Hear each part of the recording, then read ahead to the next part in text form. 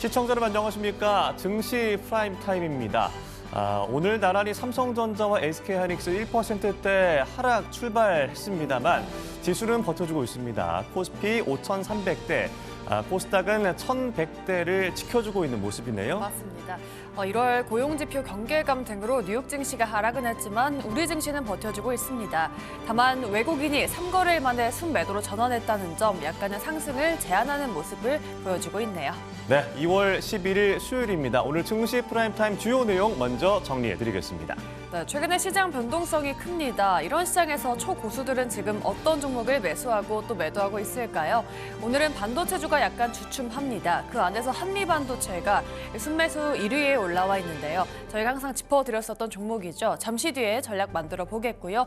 현대건설도 오늘 MSCI 지수에 편입이 됐다라고 합니다. 잠시 뒤에 자세한 이슈 짚어드리도록 하겠습니다. 네, 프라이빗픽 시간에는 공략주 알려드리도록 할 텐데요. 지금 성수기를 앞두고 항공주들이 주목을 받고 있습니다.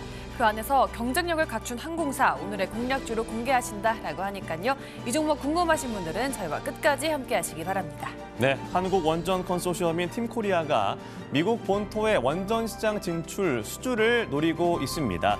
원전 팀코리아 미국 대륙에 깃발 꽂을 수 있을지 직격 프라임 시간에 알아보도록 하겠고요. 연일 SNS를 통해서 부동산 집값 안정 의지를 강하게 드러내고 있는 이재명 대통령. 머니무브가 본격화할 수 있을 것인지 부동산 시장의 향박을 프라임 딥톡 시간에 알아보도록 하겠습니다.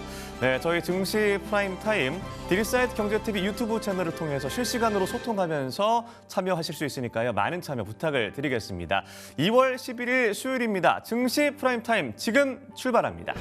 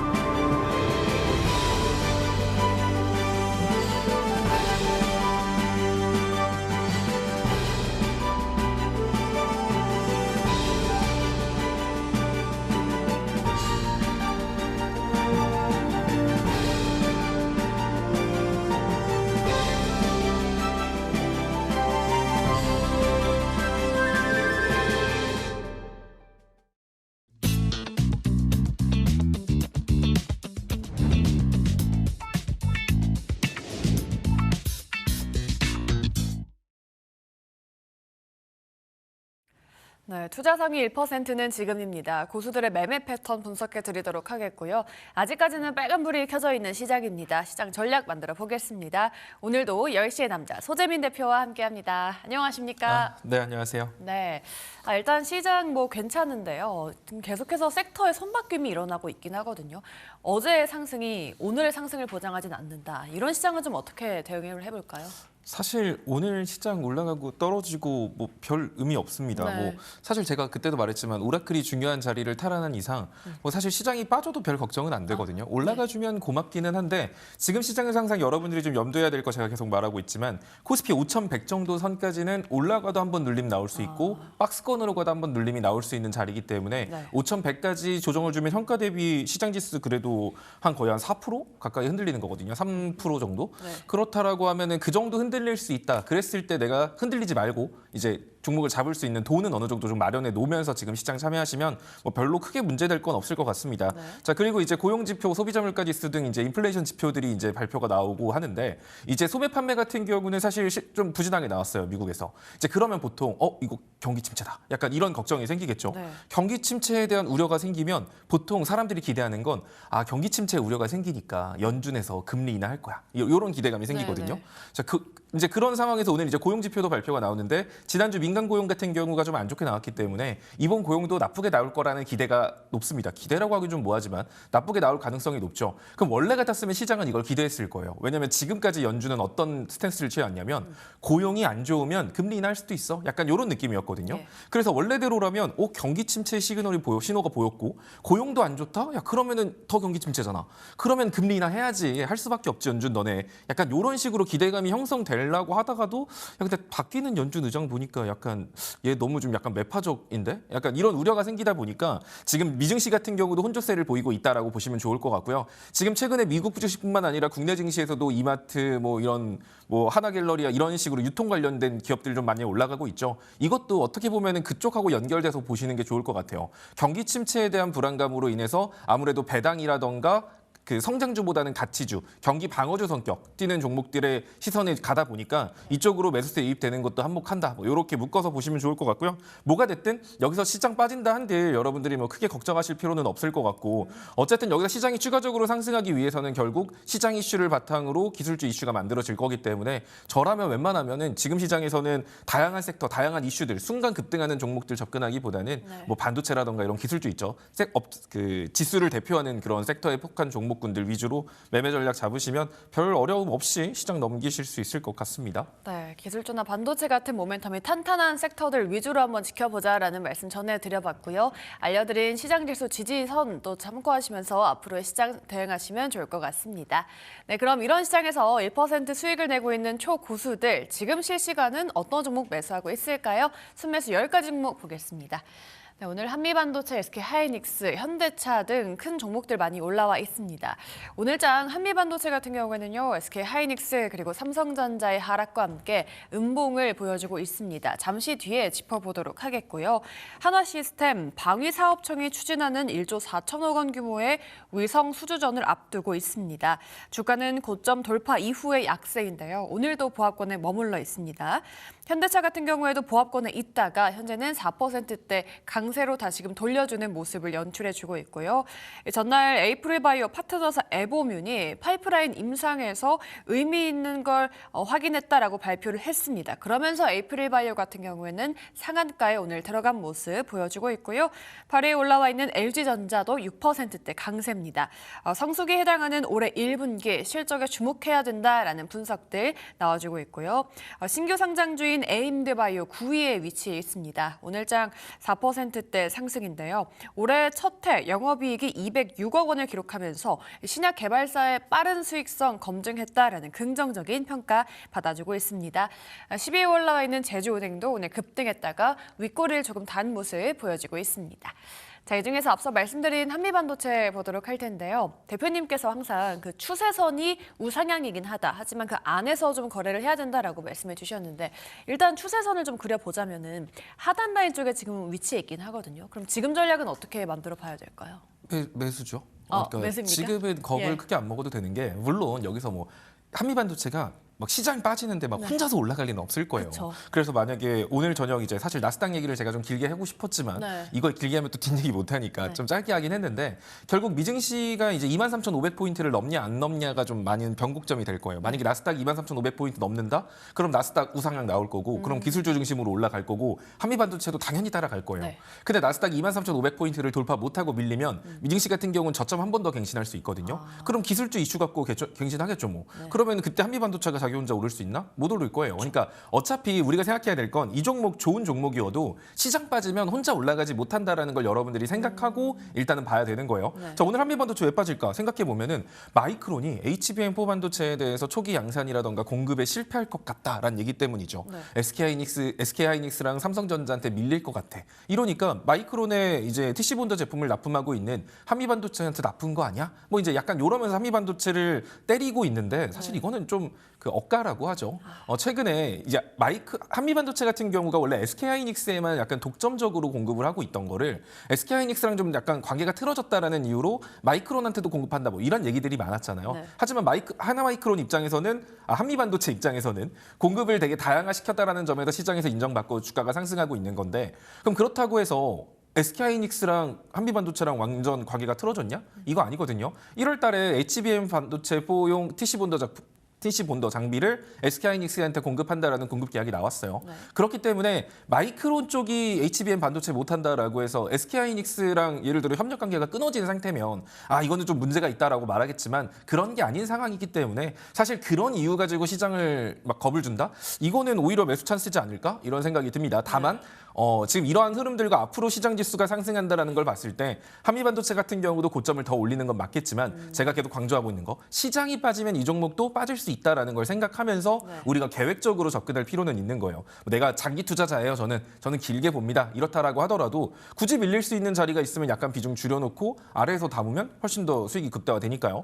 한미반도체도 최근에 제가 여러분들한테 계속 잘 가고 있을 때 방송에서 틈틈이 잡아드렸던 것 같아요. 한미반도체는 아마 그때도 이때였을걸요. 올라가고 있을 때 제가 지금은 상승 추세선 상단 부근이기 때문에 굳이 잡을 필요 없다. 얘 잡을 거면 하단 기다리세요라고 했죠. 자, 그리고 지금 실제로 상단 찍고 하단까지 내려온 거예요. 그러면 현 구간 자체는 진입하기에 매력 있는 자리가 맞습니다. 19만 원 정도 선까지는 괜찮은 자리다라고 보여지고요. 다만 이제 우리가 조심해야 될 거는 이 종목이 만약에 시장이 빠져서 무너졌을 때 이 상승의 일부만 반납한다라고 했을 때 조정의 폭이 커진다라고 했을 때는 16만 원대까지도 내려갈 수 있거든요. 요 라인 정말 많으면은 61선 15만 원까지도 내려갈 수 있어요. 근데 여기까지 내려간다라고 하더라도 얘 어차피 다시 올라오거든요. 그러면 그냥 그래 물리고 방치하지가 아니라 지금 추세선 하단 자리니까 여기 반등 포인트잖아요.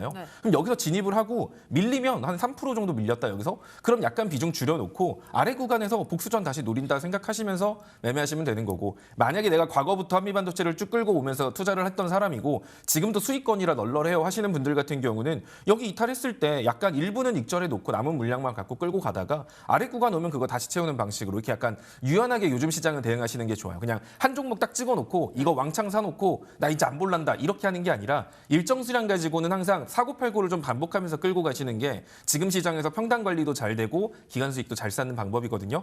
그래서 한미반도체 투자하시는 분들은 지금 자리 괜찮고요.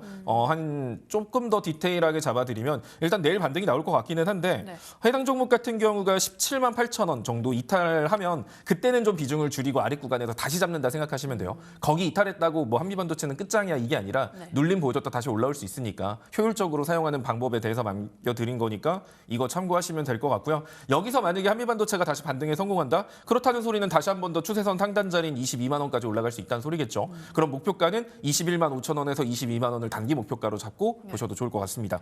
네, 한미반도체 꾸준하게 짚어드리는 종목입니다. 오늘도 그 상승 추세선 그려드리면서요. 대응 전략 알려드렸으니까요. 참고하시면서 도움이 되셨길 바라겠습니다. 네, 다음으로는 고수들이 지금 이 시각 매도하고 있는 종목도 알아보셔야겠죠. 순매수 10개 종목들도 보겠습니다. 네, 오늘장 건설주, 2차 전지주, 그리고 메리츠 금융지주까지 다양한 섹터가 올라와 있습니다. 네, 오늘 한화비전도 올라와 있고요. 유니테스트, 반도체 검사 장비 기업이죠. SK하이닉스에 공급한 HBM 검사 장비 품질 테스트를 조만간 마무리한다라고 밝혔습니다. 다만 SK하이닉스의 하락과 함께 1%대 약세 그리고 있고요. 4위에 있는 BH는 최근 단기 주가 급등이 가파릅니다. 오늘장 9%대 강세입니다. 애플의 폴더블폰 실질적인 수혜주로 꼽히고 있는 종목입니다. 컨센서스에 부합하는 실적까지 내줬고요. 오늘장 상승해주고 있습니다. 다만 2차 전지주는 약간 주춤하는 모습 보여주고 있네요. 에코프로는 계속된 음봉 연출해주고 있고요. 이수 스페셜티 케미컬도 보합권에서 등락을 거듭하고 있습니다. 8위에 올라와 있는 메리츠 금융지주 8%대 강세 보여주고 있고요. 9위에 올라와 있는 DLENC, 서울 강남의 재건축 최대어로 꼽히고 있는 압구정 재건축 수주전에 본격적으로 뛰어든다라고 합니다. 최고가 부근에서 거래가 되고 있고요. 3%대 상승세 보여지고 있습니다. 삼화 콘덴서, 스마트 그리드 테마주로 묶여 있는 종목이죠. 이틀 연속 두 자릿수 강세 연출을 해주고 있습니다. 자, 이 중에서는 현대건설 짚어드리도록 하겠습니다. MSCI 한국지수에 편입이 됐다. 그리고 데이터 센터 관련해서 원전 모멘텀이 있다라고 지난번에 또 짚어주셨었는데요. 신고가 부근에 위치해 있긴 하거든요. 그러면 지금은 아직까지는 좀 홀딩 관점이다라고 봐도 괜찮을까요? 그렇죠. 추가 상승 여력은 존재하는 것 같아요. 사실 제가 많이 올라간 지금 이 방송에서 남겨드리는 게 아무래도 이렇게 정해진 종목 안에서만 말씀드리다 보니까 사실 저였으면은 안 사, 기다릴래 하는 종목들도 많기는 해요. 하지만 그래도 남겨드리는 이유는 여러분들이 투자할 때 참고하시라고 남겨드리는 거고요. 일단 우리가 생각할 때 건설 관련주들 지금 왜 올라가지? 또 이런 것들 단순히 원전 때문에 그럼 두산에너빌리티 같은 건 왜 안 올라가지? 또 이런 생각들도 하실 뻔한 이런 생각이 들잖아요. 왜 원전 관련주면 두산에너빌리티가 대장이고 뭐 팀코리아에서 원전을 수출하면 두산에너빌리티나 한국전력 쪽이 오히려 더 이득을 많이 보는데 왜 현대건설, 대우건설 얘네들이 올라가는 거야? 이런 의문점을 여러분들이 가져셔야 돼요. 그리고 그냥 단순히 이것 때문에 올라가요가 아니라 얘네들이 왜 더 주목을 받는지를 한번 생각해 보면 이 분위기가 흐트러지기 전까지는 더 가겠구나 이런 걸 알 수 있거든요. 그럼 지금 건설사가 왜 올라가고 있죠? 최근에 여러분들 뭐 그 뉴스 보시면 네. 부동산 정책에 대한 막 얘기들 나오잖아요. 예. 막 부동산 가격을 뭐 세금을 올려서 뭐 약간 부동산 가격을 떨어뜨리겠다라는 건 결국에 이게 이어졌을 때 그냥 단순히 사람들 많이 팔라고만 해서는 부동산 가격이 잡히지 않겠죠. 결국 네. 공급에 대한 이야기들도 계속 나올 수밖에 없거든요. 신규 공급에 대한 이야기들. 그랬을 때 수혜를 받는 건 건설사예요. 자, 그럼 우리가 그렇게 생각을 해봤을 때 지금 시장 같은 경우는 제가 매번 말하지만 마땅한 산업 이슈도 없고 시장 이슈도 없어요.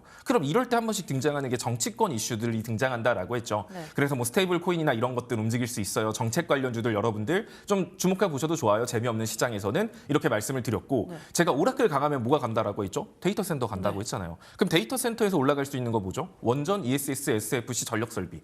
그러면 원전 쪽, 데이터 센터 쪽하고 문결되는 원전 쪽과 정책 쪽 그리고 이 두 가지를 다 가지고 있는 게 건설사인 거예요. 그러니까 지금 건설사가 시장이 좀 혼란스러운 와중에서도 강세 흐름을 이어가고 있는 겁니다. 네. 그렇다라고 하면 이 흐름이 언제까지 이어갈 수 있을까? 뭐 시장이 확실하게 상방을 잡는다라고 하더라도 원전 관련주 움직일 수 있으니까 추가적인 상승 여력은 있다라고 봐야 될 거고 시장이 혼란스러울 때는 뭐 주택 공급에 대한 얘기랑 나오면서 묶여서 한 번 더 올라갈 수 있기 때문에 네. 건설 쪽 같은 경우는 당분간은 상승 추세가 유지될 가능성이 높아요. 그래서 조정을 준다 그래도 깜짝 놀라서 도망가기보다는 그 조정을 이용하는 매매가 좀 유효하다라고 보고 있고요. 네. 현대건설 같은 경우도 지금 추세 뭐 잘 밟고 있어서 사실 저의 성격상은 약간 저는 겁쟁이라서 손절하는 거 별로 안 좋아하거든요. 웬만하면 대응하는 걸 좋아하는데 예. 대응을 하더라도 대응 난이도가 높은 것들을 웬만하면 여러분들한테 권해드리진 않아요. 하지만 교과서적인 걸로 봤을 때 현대건설 같은 경우는 한 10만 5천 원 정도 선까지 눌림을 준다라고 한다면 되려 그 자리는 매수 찬스라고 생각하셔도 좋을 것 같고요. 고점 같은 경우도 충분히 올라갈 수 있는 종목이라고 보고 있습니다. 네. 뭐 어디까지 올라갈까요?라고 한다면 사실 이거 같은 경우도 이미 상승 추세 제가 여러분들한테도 말했지만 보통 최근 시장 트렌드가 뭐다? 상승 추세선 상단 뚫으면 그때부터 과열된다라고 했잖아요. 네. 얘도 상승 추세선 상단 뚫고 과열 구간 들어간 거예요. 그렇기 때문에 요즘 시장 트렌드 따라가고 있는 종목이기 때문에 목표가를 잡는 게 아니라 지지선 이탈하기 전까지는 내가 쭉 끌고 간다라는 마인드로 가시는 게 좋아요. 그리고 내가 팔고 싶을 때 팔아야 돼요. 아까 아니면 제가 말하는 이러한 상황들이 변경되는 걸 여러분들이 포착할 수 있다면 그때 파는 건데 네. 그럴 자신이 없으면 조금 이따 뭐 QR코드 나오면 거기 들어오시면 네. 됩니다. 제가 알려드릴 거니까. 자, 그래서 이 종목 같은 경우는 10만 원 정도 라인선만 여러분들이 이탈하지 않으면 계속 고점 올라갈 가능성 높은 종목이니까 이 정도 지지 라인만 체크하시면 좋을 것 같습니다. 네, 현대건설은 좀 저번에도 짚어주셨던 종목이죠. 데이터 센터 관련한 모멘텀이 있기 때문에 지지 라인은 이탈하지 않는다라고 한다면 계속해서 봐도 괜찮겠다라고 코멘트해 드렸습니다. 오늘도 비슷하게 또 전략 만들어 드렸으니까요. 잘 지켜보시기 바라겠습니다. 네, 다음으로는 주간 순매수 종목들도 보도록 하겠습니다. 5거래 연속된 매수 종목들은요. 네, 오늘장 미래에셋증권도 포착이 되고 있고요. 제약바이오주, 원전주까지 이름을 올리고 있습니다. 오늘 삼성전자와 SK하이닉스도 나란히 올라와 있죠. 약보합권을 그리고 있는 종목들이고요. 삼성물산도 오늘 약보합입니다. 국내 대형 패션 4사, 작년에 호실적을 거뒀다라고 합니다. 최근에 주주가치 개선에도 적극적으로 나서고 있다라고 하고요. 주가는 고점 부근에서 움직임 주고 있습니다. 5위에 올라와 있는 토모큐브 역시나 4분기 기대치를 뛰어넘는 실적을 기록했습니다. 주가 우상향 그린 이후에 오늘은 보합권에서 등락을 거듭해주고 있고요. 6위에 올라와 있는 오스코텍, 7위의 미래에셋증권 역시나 증시 호황을 바탕으로 작년에 사상 최대 실적을 냈다라고 하죠. 스페이스X 모멘텀과 함께 최근 단기 급등을 해줬었는데요. 오늘은 숨고르기 해주고 있습니다. 두산 에너빌리티 1%대 상승, 대한조선도 실적이 잘 나왔습니다. 꿈의 마진 30%에 가장 근접한 조선사라고 하고요. 오늘장 1%대 상승 이어가주고 있습니다. 자, 이 중에서는 8위에 올라와 있는 D&D 파마텍 보도록 하겠습니다. 최근에는 주가 약간의 숨고르기를 이어갔습니다. 부침이 있었다가 오늘 좀 크게 반등이 나와주고 있어요. 5%대 강세인데 제약바이오도 다시 살아난다라고 봐도 괜찮을까요? 그렇죠. 제가 사실 D&D 파마텍을 얘기하는 이유는 네. D&D 파마텍에 관심이 있어서가 아니라 제약바이오. 제약바이오에 관심이 있는 분들이 많으실 것 같아서 네. 그중에 제약바이오 보이는 걸 꼽은 거거든요. 예. 자, 오늘 제약바이오 왜 올랐을까 생각을 해보시면 뭐 에이프릴 바이오가 네. 인상 이상을 성공했다라는 상한가를. 얘기가 나오면서 예. 상한가가 갔고 막 그래서 막 엄청 지금 잘 가고 있다 네. 이렇게 생각을 하시겠지만 그것만 가지고 해석할 수는 없어요. 제약바이오의 중요한 게 뭐라고 했는지 혹시 금리 기억하시? 인하. 감동입니다. 우등생이죠. 훌륭합니다. 지금 사실 별 기대 안 했었는데 기대해 주세요. 네, 제약바이오 섹터 같은 경우는 사실 금리 인하에 대한 이야기가 있을 때 강세를 보인다라고 했죠. 그러니까 똑같은 호재 뉴스가 나온다라고 하더라도 제약바이오 섹터는 어떨 때는 반응하고 어떨 때는 반응하지 않아요. 네. 그러니까 항상 여러분들이 종목을 고를 때 중요한 건 뉴스를 보고 좋은 뉴스 있으니까 가겠지가 아니라 이 뉴스에 이 종목이 반응할 수 있는 시장 상황인가가 중요한 거거든요. 네. 예를 들면 지금 예를 들어 미국하고 중국하고 사이가 너무 좋아. 근데 뭐 히토류 공급량이 어쩌는 뉴스가 나왔어요. 그러면 히토류 관련주가 안 움직이거든요. 그러니까 네. 이게 똑같은 뉴스가 나와도 상황에 따라서 종목이 반응하는 게 다르다라는 걸 알고 그래서 제약바이오 투자하시는 분들은 제약바이오 지금 코스피도 괜찮은 것 같고 코스닥도 이렇게 좋은데 왜 제약바이오만 안 가는 거야? 자꾸 이런 생각을 하실 텐데 네. 그 이유가 금리 인하라는 것에 대한 기대감을 키워주기 힘든 시장이기 때문이에요. 제약바이오라는 산업 특성상 지금 당장 돈 못 법니다. 돈 못 버는 게 투성이고 많은 투자를 통해서 기술 개발을 해서 그 기술 개발을 이전했을 때 돈을 벌죠. 그럼 많은 투자를 하려면 금리가 좀 낮아야 투자하는 데 있어서 좀 수월하지 않겠어요? 네. 그렇다 보니까 낮은 금리, 대출 금리가 낮거나 투자 환경이 좋을 때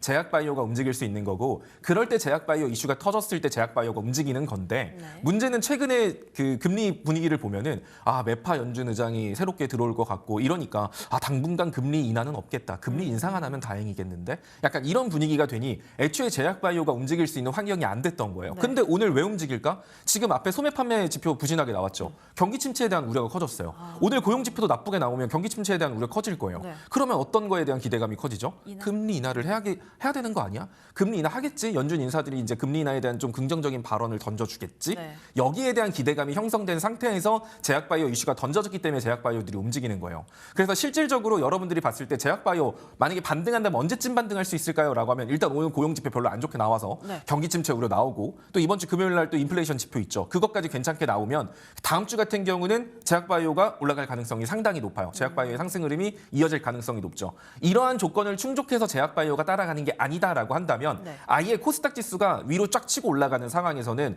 뭐 2차 전지든 반도체 중소형주가 멱살을 잡고 끌고 가면서 제약바이오도 끌고 가긴 할 거예요. 그래서 제약바이오를 투자하시는 분들 같은 경우는 오늘 그리고 금요일 저녁이 변곡점이 될 수 있는 날이기 때문에 내가 제약바이오를 좀 근데 중요하게 생각할 거 제약바이오가 이번에 반등을 한다라고 해서 전고점을 갱신하는 상승까지 이어질 수 있을까? 이 섹터 자체가 이렇게 보면 사실 아직까지는 좀 의심스럽기는 해요. 네. 그래서 반발 매수세에 따른 기술적 반등을 노리는 접근. 그래서 내가 물려 있다라고 한다면 최근 낙폭의 절반 정도 선까지는 평단을 유지시켜 놔야 여러분들이 뭐 탈출각이라던가 수익 보고 나올 수 있으니까 제약바이오 투자하시는 분들은 이거 참고하셔서 매매하시면 좋을 것 같고요. 네. D&D 파마텍 같은 경우도 또 골라놓고 말 안 하면 좀 그러니까 D&D 파마텍도 지금 이렇게 하락 추세 그리고 있어요. 지금 얘 여전히 하락 추세거든요. 보시면 너무 쉽잖아요. 여러분들이 추세만 좀 알면 이 종목이 언제 반등이 나오고 어디서 밀릴지 대략적으로 예상이 돼요. 그럼 D&D 파마텍은 또 어디서 밀린다?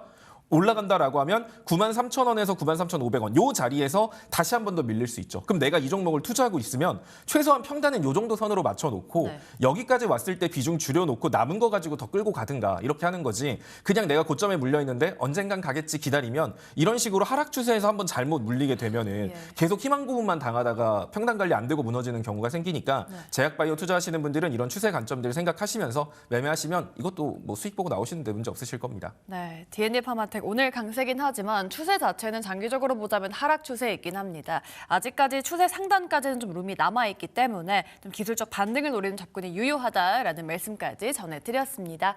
네, 그럼 주간으로 봤을 때 순매도하고 있는 종목들도 알아봐야겠죠. 매도 상위 10가지 종목들 보도록 하겠습니다.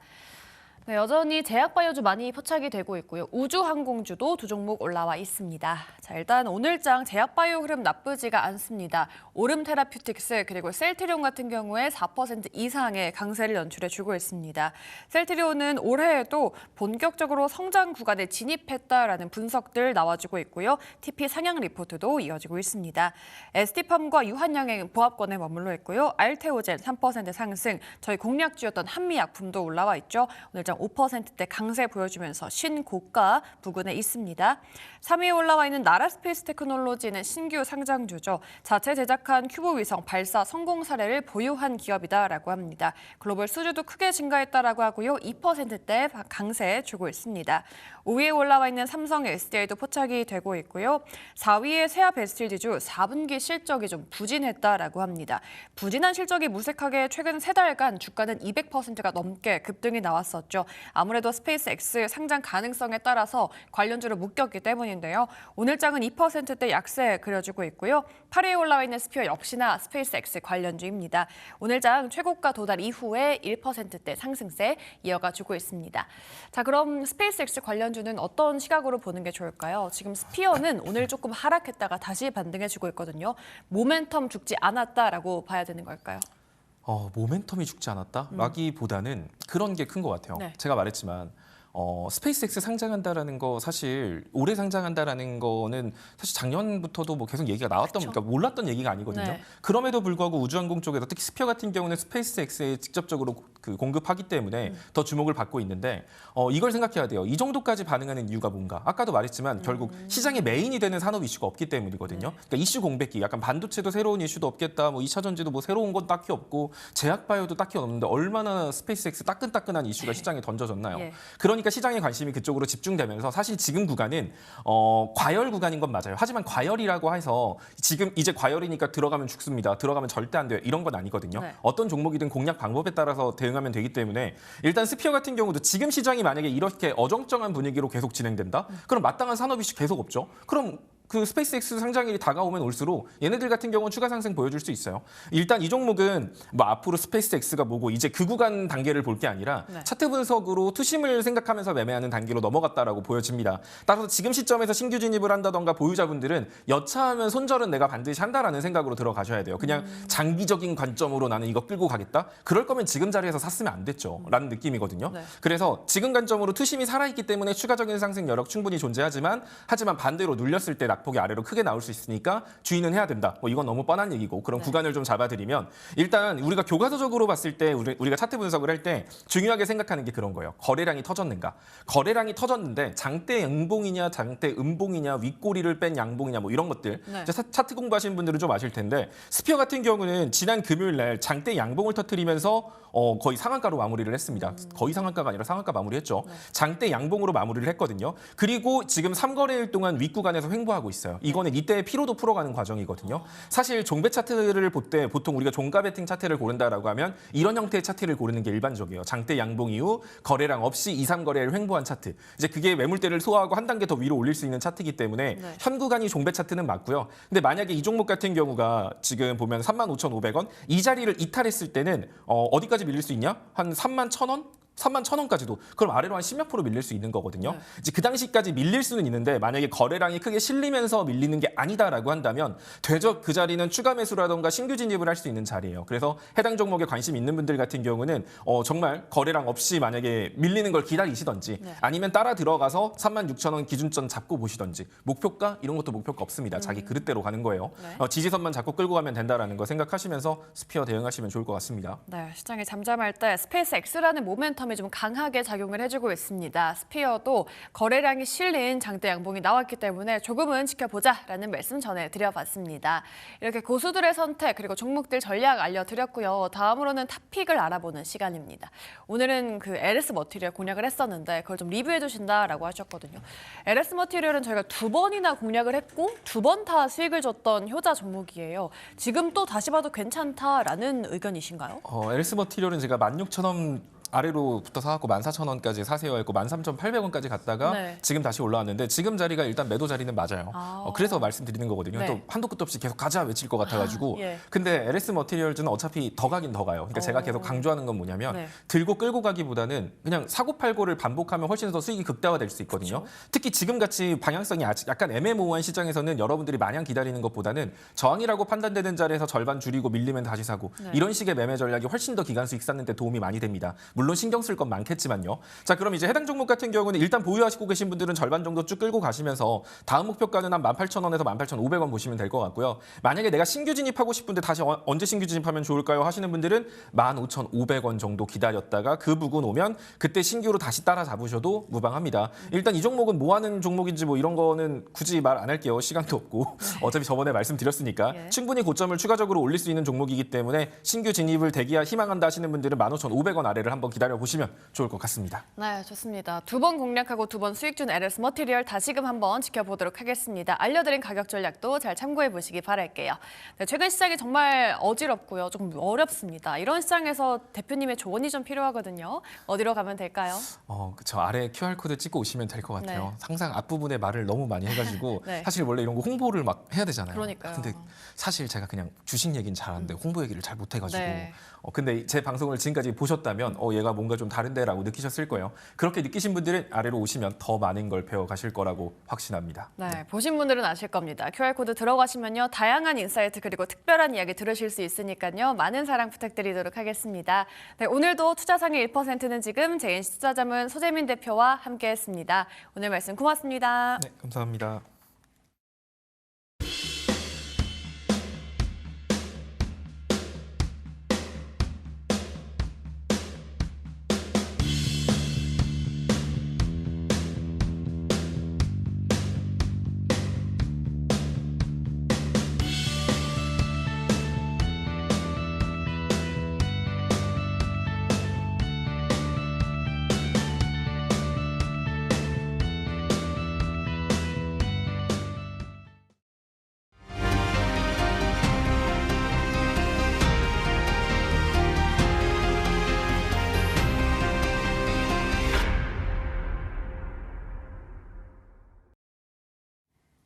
네, 직격 프라임 시간입니다. 오늘 이 시간 위즈웨이브 이권희 대표와 함께합니다. 안녕하십니까? 네, 안녕하세요.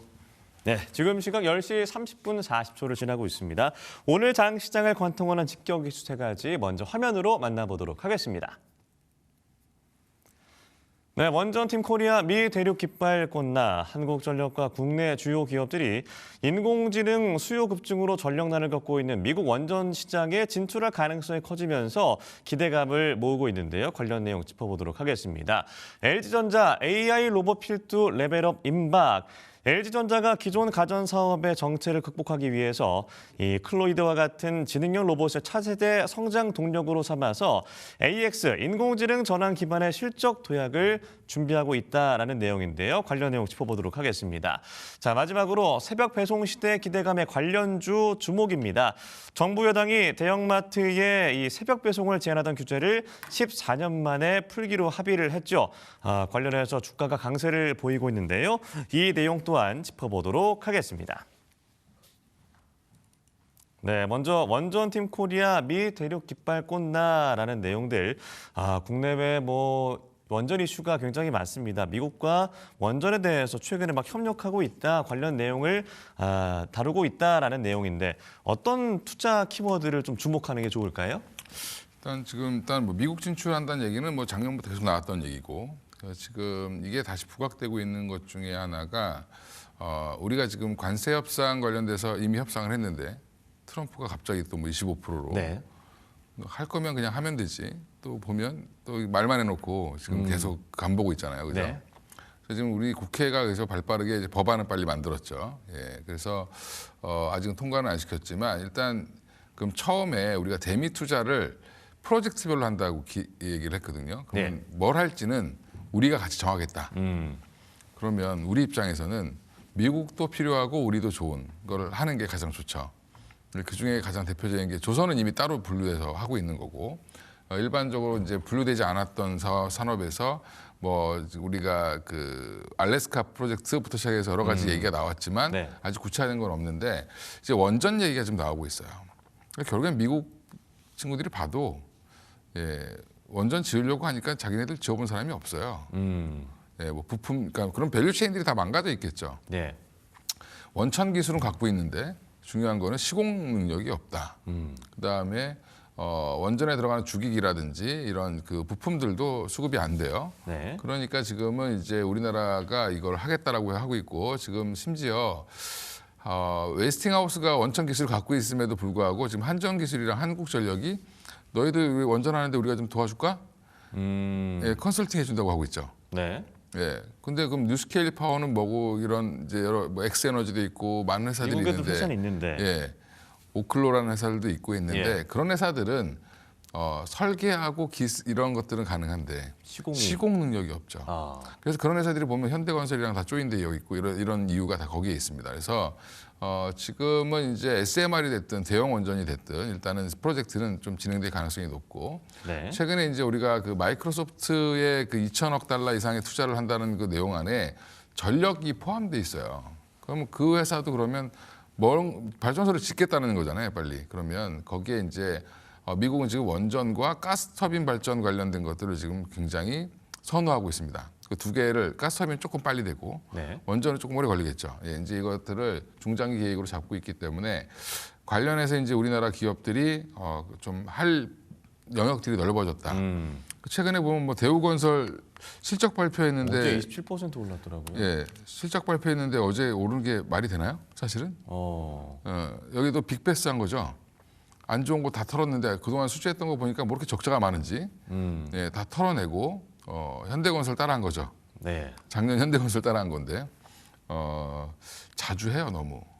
저 그래서 원래 그 그러니까 건설사 제가 싫어하는 이유 중에 하나가 장부를 믿을 수가 없다. 아, 그래요? 예, 괜찮다 그러더니 갑자기 적자라고 싹 다 털어버리죠. 예. 예. 이제 그건 나쁜 부분이고, 근데 그럼에도 불구하고 그렇게 발표했는데 올라간 이유는 원전이 있기 때문에 올라간 거죠. 그러니까 대우건설, 뭐 삼성물산, 현대건설이 다 이제 원전 시공 능력이 있는 회사들이고 이게 커지면 지금 뭐 미국만 주목하고 있지만 사실은 우리 베트남이랑도 지금 협조를 지금 하고 있거든요. 베트남에 원전을 짓는 것도 우리가 지금 고려하고 있습니다. 그러면 베트남도 우리한테 러브콜을 보낼 가능성이 높겠죠. 그래서 지금 전 세계 원전에서 이제 원전을 지을 수 있는 나라가 프랑스, 우리나라, 그다음에 뭐 러시아, 네. 일본 뭐 정도인데 대부분 국가들이 원전을 잘 못 짓습니다. 지어본 그래요? 경험도 없고. 예, 우리는 있으니까 당연히 누구나 다 할 수 있을 예. 거라고 생각하는데, 예. 근데 이제 프랑스는 너무 느리고, 일본은 외부에 나가는 게 아니라 자기들 거 하느냐고 바쁘고, 네. 예. 그다음에 러시아는 못 하겠죠, 미국이 데려다가. 그렇죠. 중국도 잘 짓는데, 네. 견제를 해야 되고. 중국은 거의 지금 20기를 짓고 있다 그래요, 지금 거의. 아. 예. 최근에 지은 거가 한 10몇 개 된다 그러는데, 그러니까 중국도 그러면 미국 가서 못 짓겠죠. 네. 예. 결국 우리나라네요. 남은 게 우리나라, 일본밖에 없습니다. 예, 일본이 근데 외국에 잘 안 나가요 지금. 자기들 거도 이유가 재가동, 뭐예요? 자기 재가동하고 뭐 이러느냐고. 거기도 후쿠시마 사태 때문에 되게 예. 힘들고 거기도 이제 인력들이 좀 많이 빠진 것 같아요. 그래서 이 시공 능력이나 가격이나 공기를 맞추는 부분에서 우리가 탁월하기 때문에 아마 미국에서 이쪽으로 우리한테 너희들 자금을 좀 가져와서 네. 같이 이걸 하자. 그럼 우리 걸 이제 뭐 그러면 기업들은 좋겠죠. 그래서 관련된 기업들이 움직이는 거, 현대건설, 뭐 대우건설이 움직이는 것도 그쪽이 강하게 움직이는 게 뭐였냐면 특히 대우가 많이 움직였던 거는 워낙 밸류가 싸고 사실은 이제 빈집털이죠 여기 완전히. 네. 수급이 누가 갖고 있는 주인이 별로 없어요. 그러면 이럴 때 조그만 이슈에도 그냥 확 튀어오르는 그런 현상이 나왔는데 지금 삼성전자 하이닉스가 조금 답보 상태를 보이니까 온기가 다른 데로 막 퍼지고 있죠. 네. 예, 그 중에 하나가 이제 원전인데 원전 프로젝트는 곧 될 걸로 보이고 제가 여기 디사이트에 나와서 자주 말씀드렸는데 원전 관련된 종목들 중에서 저는 그냥 두산 에너빌리티 하나 본다 하나를 고르라고 하면 두산 에너빌리티만 보고 있다라고 말씀을 드렸고 네. 추가로 더 보면 뭐 BHI나 뭐 그 지금은 한전기술이랑 한국전력도 예뻐 보여요. 왜 그러냐면 일단 안 하던 사업을 한다는 거잖아요, 그죠? 네. 예, 국내라든지 그 다음에 한수원과 하는 것만 하는 게 아니라 미국의 원전 실질적으로 짓고 싶어하는 기업들과 협조해서 컨설팅을 해주겠다라고 하는 거니까 그러면 이쪽으로 좀 확대될 수 있다. 단지 원전 KPS는 좀 제발 안 사였으면 좋겠어요. 저 회사는 원전 짓고 나서 정비하고 보수하고 하는 회사예요. 근데 원전 지금 단계에서 거론되기는 짓지도 않았는데 저 예. 주가가 올라가는 게 이상한 거죠, 그죠? 예, 그러니까 저 시간 타이밍상 안 맞고요. 그래서 건설주들은 좀 과하게 올랐고 여전히 이제 지금 아까 제가 가스터빈 발전도 말씀드렸는데 미국에서 가스터빈 발전도 남아도는 게 천연가스예요, 거기 미국이. 그러면 이 천연가스를 거의 버렸거든요, 한동안은. 요즘에 수출하지만. 예.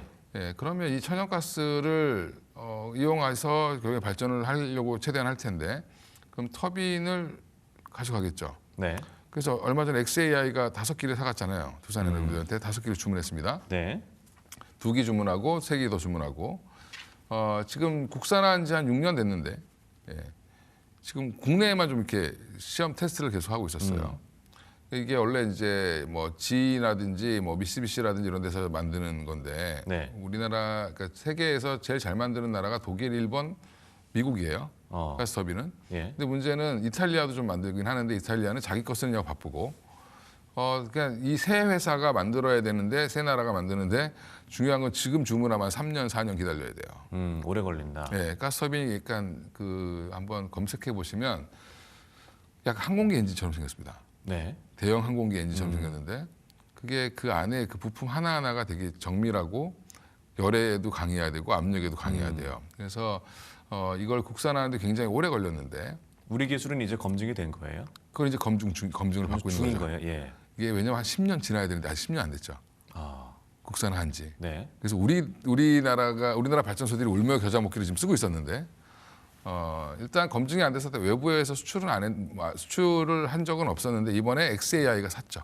5기를 사왔습니다. 네. 그러면 급하면 일단 갖다 써야 되죠. 이게 뭐 내구성이 20년, 30년 가는지를 보려면 앞으로 더 10몇 년을 기다려야 되는데 그걸 좀 기다릴 시간이 없죠. 발전 관련돼서는. 말씀하신 게 이번에 스페이스X랑 합병한다는 XAI 맞는 맞습니다. 거예요?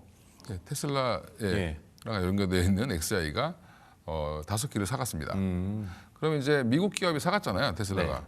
그럼 다른 데도 이제 로봇콜 들어올 수 있죠. 그러겠네요. 빨리 만들어줄 수 있는 데는 여기밖에 없으니까. 네. 예, 그래서 일본이나 미국이나 뭐 독일 회사들이 잘 해주면 좋은데 문제는 거기가 캐파가 지금 안 늘려서 제한적이에요.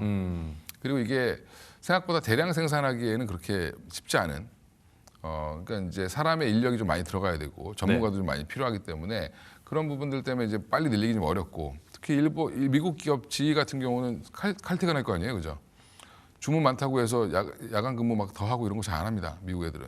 그러니까 주문해봐야 안 되죠. 그러니까 일론 머스크가 답답해서 지금 두산 에너지한테 속도가 안 나니까. 예, 주문을 한 거고 네. 앞으로 추가 주문 더 나올 가능성이 더 많겠죠. 네, 그래서 이걸로 보나 원전으로 보나 가스 발전으로 보나 결국엔 두산 에너빌리티가 지금은 제일 양방으로 좋다.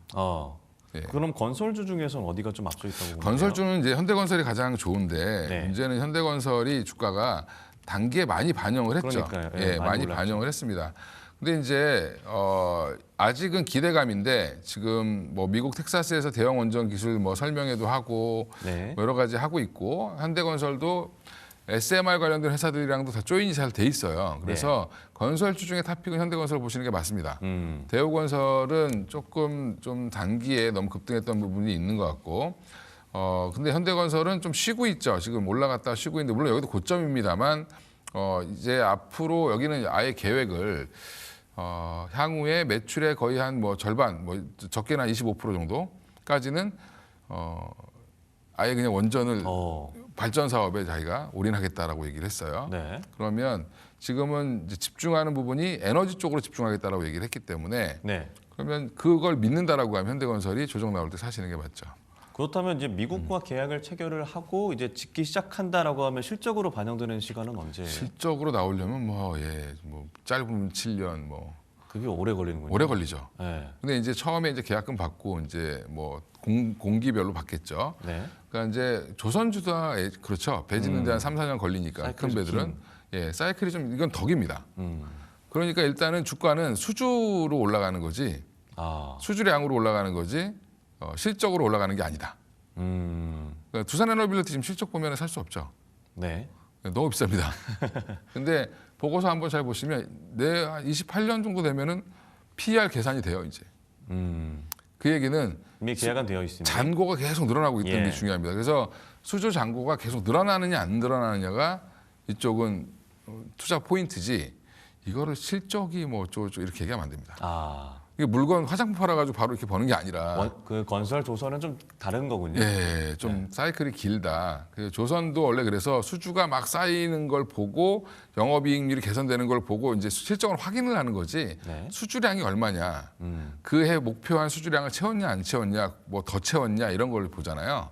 그것처럼 이제 마찬가지로 두산에너빌리티라든지 이런 회사들도 수주를 얼마나 받았냐라는 게 더 중요합니다. 그래서 네. 좀 호흡은 긴데 주가는 좀 실적 이미 잘 나올 때는 이미 주가는 다 빠져 있을 거예요. 왜냐하면 수주가 더 안 나오고 이미 돈 받는 시기가 되면 이미 주가는 먼저 반영했다가 다 빠지죠. 네. 예, 그렇게 알겠습니다. 미국이 우리 원전 기술을 필요로 한다. 두해빌이 앞서 있고 건설주에서는 현대건설이 앞서 보인다라는 말씀으로 정리를 해보겠습니다. 다음 주제에 넘어가 보도록 하죠. LG전자 AI 로봇 필두로 레벨업 임박하다라는 내용인데요. 사실 지난 4분기 실적 발표가 좀 안 좋아서 많이 걱정이 됐는데 오늘 대신증권의 어떤 보고에 따르면 1분기에 좀 호실적이 예상이 된다. 그래서 오늘 좀 많이 오르고 있는 LG전자입니다. 클로이드가 공개가 되긴 했습니다만 아틀라스에 사실 묻힌 감이 없지 않아 있어서 이 피지컬 AI 쪽에 좀 LG전자 어떻게 보고 계십니까?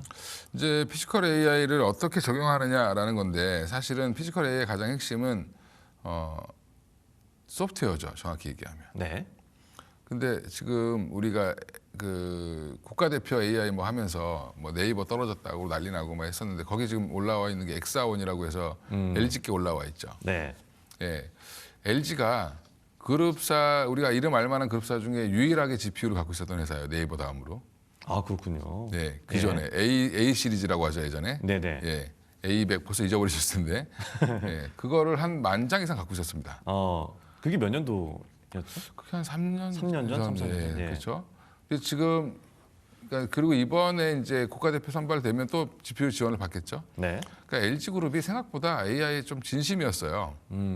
그래서 LG CNS라든지 뭐 이런 이제 LG 그룹 전 차원에서 좀 많이 밀고 있었는데 네. 중요한 건 LG전자 하면 가전 이렇게 생각나잖아요. 그 다음에 그렇죠. 뭐 자동차 전장, 네. 전장 때문에 좋아지다가 전장 또 안 좋아져서 지금 또 힘들고.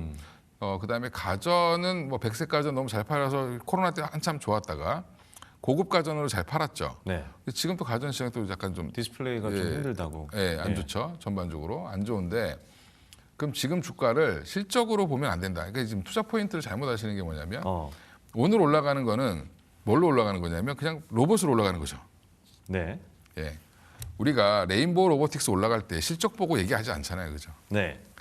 로봇을 언제 만들 거냐, 삼성과의 협업 가능성 이걸로 올리는 거잖아요. 그러면 LG전자도 마찬가지라고 생각하시면 돼요. 이제 그거를 이제 스타트했다. 그럼 긍정적으로 보셔야죠. 그런데 이제 예. 그 뭐냐 현대차 같은 경우에는 B2B로 이제 공장에 이제 파는 거 정도로 저희가 알고 있는데 B2C 시장에서 로봇이 경쟁력 좀 있을까? 이거는 좀 어떻게 봐야 될까요? 일단은 LG전자도 뭐 B2C로 나갈지 아니면 뭐 지금 B2C를 공개를 한 건데 네. 자기들도 공장 많죠. 전자제품 조립 공장 되게 많잖아요, 그죠? 네. 네.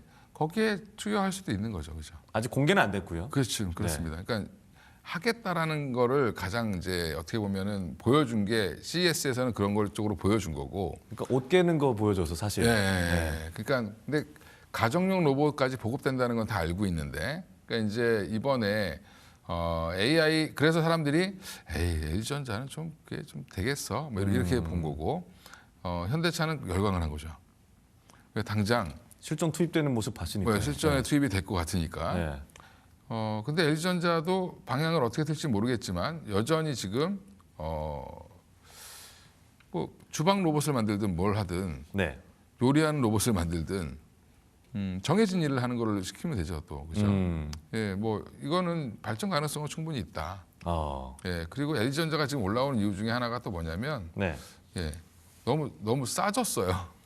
가격이 많이 빠져서. PBR이 1배가 안 돼요. 예, 그러니까 이제 이게 빈집털이 하러 또 들어오는 거다. 뭐 이런 것까지 오늘 같이 많이 올랐네. 가세가 예. 되는 겁니다. 그래서 LG전자는 좀 뭐 긍정적으로 보셔도 나쁘진 않을 것 같은데 LG그룹 주들이 투자하시려면 근데 이 변동성을 유의하셔야 돼요. 이렇게 움직입니다. 이게 한번 올렸다가 또 한참 뺐다가 계속 반복하거든요. 추세적으로 나올지 안 나올지 좀 지켜봐야 필요는 있겠지만 지금 자리가 그닥 비싼 자리는 아니다. 아 그러네요. 고점 대비해서. 예, 그러니까 여전히 이제 뭐 현대차 같은 경우는 지금 신고가를 내고 있으니까 좀 부담스러운 거지. 네. 나머지는 이제 LG전자 같은 경우는 신고가도 아니죠. 바닥에서 올라오는 거예요. 그러면 충분히 추가 상승 여력은 로봇 이슈로도 더 갈 수는 있지 않을까 생각하고 있고요. 네. 지금 따라붙기보다는 아마 오후에 아마 좀 밀릴 가능성이 있으니까 예, 좀 더 지켜보시면서 조정 나올 때 항상 LG 관련된 회사들은 장대 항목 나올 때 따라서 하면 안 되더라고. 경험상. 밀리나요 결국? 경험상. 예. 예. 가긴 가는데 꼭 네. 한번 실현을 주니까 아. 네, 그건 한번 보시고 물론 이제 이번에 로봇이기 때문에 어떻게 달라질지 모르겠습니다만 네. LG전자, 뭐 현대차 이런 회사들이 로봇 한다고 직접적으로 한다라고 하는 거는 되게 긍정적인 신호죠. 네. 그러면 저기 이제 한마디로 실적 안 나오는 허접한 로봇주들 살 필요가 없잖아요, 그죠? 대기업에. 예, 대기업 직접 한다는 거 하는 게 편하죠. 네. 예, 그게 그렇게 로봇주 투자가 조금 더 확산되는 거는 저는 긍정적이라고 보고 있습니다. 그럼 현 시점에 피지컬 AI 탑픽이라고 하면 뭐 저는 여전히 현대차죠. 예. 예, 여전히 현대차고 지금 되게 웃긴 게 아직도 부정적으로 보시는 시각들이 있어요. 로봇 산업에 대해서요? 로봇 산업이 아니라 현대차가 로봇 이렇게 생각하시는 분들이 있어요. 되겠어라는, 예. 예, 그건 뭐 대봐야 알지. 뭐 자동차 회사가 백덤블링 영상 보니까 장난 아니던데. 이제 그런 거죠. 이거를 기존의 자동차 20만 원대에서 한 10년 이상 움직였던 현대차를 지금 보면 너무 비싼 거죠. 주가로 봤을 때. 예. 그러니까 옛날 사람들이 돈을 못 버는 거예요. 그렇게 하면 안 됩니다. 그러니까 새로운 게 올 때는 빨리 그걸 인정을 해야 되는데 예. 인정을 안 하고 지금 외국인들도 인정을 안 하고 있어요. 되겠어라는 마음. 지금 애널리스트들도 딱 두 분만 로봇 얘기를 하고 있어요. 현대차를 팔로우하는 애널리스트가 얼마나 많겠습니까? 예. 그럼 나머지 애널리스트들은 아직도 자동차. 자동차로 보는 거예요, 그냥. 예. 그러니까 안 된다. 예. 좀 생각을 바꾸셔야 된다. 알겠습니다. 그러면 그 자리에서 잘립니다. 그렇게 있다가는. 그럼 보스턴 다이내믹스가 상장됐을 때는 어떻게 봐야 되는 거예요? 보스턴 다이내믹스 상장은 상관없죠. 어차피 상장은 좋은 거고 네. 그건 정의선 부회장님한테 좋은 일이죠. 예. 근데 그 주주들한테 줘야 되니까. 주주들한테 당연히 좋겠죠. 근데 상장이 좋은 게 중요한 게 아니고 지분 평가 이익이 각 회사들마다 있으니까 네. 지분을 갖고 있기 때문에 당연히 지분 평가 이익은 좋아질 텐데 그거보다는 보스턴 다이내믹스가 좋아져야 현대차가 그걸 파운드리로 만들고 각각의 역할들이 있잖아요. 네. 그러면 현대모비스 같은 경우는 부품을 만들고 액추에이터를 만들고 그다음에 현대만도도 물량이 많아지면 현대만도도 HL만도도 만들어서 납품을 하고 그 외에 이제 뭐 위아라든지 뭐 그다음에 또 다른 이제 글로비스라든지 각각의 맡은 역할에 따라서 움직임이 커지겠죠. 네. 그러면 안 하던 거를 더 하는 거잖아요, 지금. 예, 그런 그림이 그려진다라고 보면은 현대차는 지금 나쁠 게 하나도 없다. 그럼 보스턴 다이내믹스만 믿고 있냐, 현대차가. 거기는 이제 큰 거를 휴머노이드 로봇 중심으로 개발하는 거고요. 네. 일반적인 로봇은 현대차 그룹 내에서 지금 하고 있어요. 연구소 가보면 난리랍니다. 네. 예. 웬만한 로봇은 다 있다. 아. 예. 그래서 네. 지금 이 현대차를 앞으로 모르죠. 한 30년 뒤에는 아빠 여기 현대차가 옛날에 차도 만들었다며 이럴 수 있게 얘기할 수도 있습니다. 예. 예. 그럴 수 있겠네요. 예, 그럴 수 네. 있습니다. 그러니까 잘 보셔라 이렇게 네. 말씀드리겠습니다. 알겠습니다. 피지컬 AI 선두는 현대차다. 기대감 반영할 수 있다라고 하셨고요. 마지막 주제 짧게 넘어가야 될 것 같네요. 새벽 배송 시대 기대감에 관련주가 주목이 되고 있습니다. 14년 만에 이 새벽 배송 이 규제가 해제가 되면서 관련 업종에 대한 기대감이 커지고 있는데요. 직수의 예상주는 어떻게 좀 보십니까? 이제 새벽 배송 관련돼서 지금 움직이는 게 뭐 CJ 대한통운 뭐 네. 이런 종목이 많이 움직였죠, 그죠? 예. 예. 그래서 대한통운이 갑자기 움직이고 그 외에 이제 보면은 뭐 백화점주들도 요즘에 많이 움직이고. 그러니까 이제 왜 유통주들이 갑자기 달리지? 근데 이제 새벽 배송 관련돼서는 네. 왜 그럼 갑자기 그 유통산업발전법을 이제 바꿔서 새벽 배송을 대기업들한테도 허용시켜줄까? 쿠팡 문제일까요? 쿠팡 때문에 그렇죠. 지금 쿠팡을 직접 때리려고 했더니 연준 의장 되는 사람이 쿠팡 이사고 막 예. 예. 미국에 견제하는 느낌. 예, 범킴께서 로비를 많이 해놨더라고요. 예. 그래서 그분은 아마 조만간에 이제 이 정부 끝나고 그러니까 저기 트럼프 정부가 좀 약해지면 아마 입국 금지될 수도 있어요. 예. 근데 그 정부 입장에서 굉장히 열받았는데 네. 중요한 건 직접 제재를 하려고 하니까 그럼 미국 기업을 탄압한다는 얘기가 돼버리잖아요. 벌써 얘기 나오고 있잖아요. 그죠? 그러면 거꾸로 어떻게 하면 되죠? 다른 다른 대를 사람의 키워준다. 대안을 키워주면 되죠. 예. 그거 정부가 하기 되게 쉽습니다. 그럼 이마트 뭐 그다음에 롯데마트 롯데쇼핑 뭐 이마트 뭐 이런데. 롯데쇼핑도 급등했잖아요. 예. 롯데마트한테 니들도 새벽 배송 해라. 무한 경쟁이네요, 이제. 무한 경쟁으로 집어넣어 버리면 되죠. 음. 그러면 새벽 배송이라든지 이런 것들을 이제 이길 배송 이런 것들 하려면 물류 창고가 필요해요. 네. 그 물류가 굉장히 빨라야 되잖아요. 그러니까 이제 CJ 대한통운이 먼저 움직인 거고 쿠팡의 대항마로 할 수 있는 이제 어떻게 물류를 담당하는 CJ 대한통운이 될 수 있으니까 이마트는 못 할까요? 하겠죠. 그 전국 곳곳에 자기 매장들이 다 매장이 있잖아요. 있으니까 거기에 그 창고 좀 더 24시간 돌리면. 그렇습니다. 네. 그러니까 창고 직원 좀 더 뽑고, 음. 예, 거기 창고 다 있잖아요, 그죠? 네. 거기서 물건 빼가지고 갖다 주면 되죠. 제일 편한 게 뭐 이마트지 않을까 저는 생각하고 있고, 롯데마트도 많잖아요, 그죠? 그럼 롯데쇼핑이 왜 어제 갑자기 이 뜬금없이 올랐을까? 네. 최근에 올라온 이유가 거기에 있다. 그러면 마트 관련된 회사들 보시는 게 맞죠, 지금? 네. 지금 미국의 월마트가 올라오는 거랑 약간 좀 다른 느낌이긴 한데 네. 우리는 지금 쿠팡 대항마를 키워주려고 밀어주고 있다. 그렇게 얘기는 안 하죠. 말은 안 하죠. 그걸 말하면 안 되죠. 예. 저 같은 사람만 얘기하는 겁니다. 예. 네. 그러니까 결국에는 머리 잘 썼는데.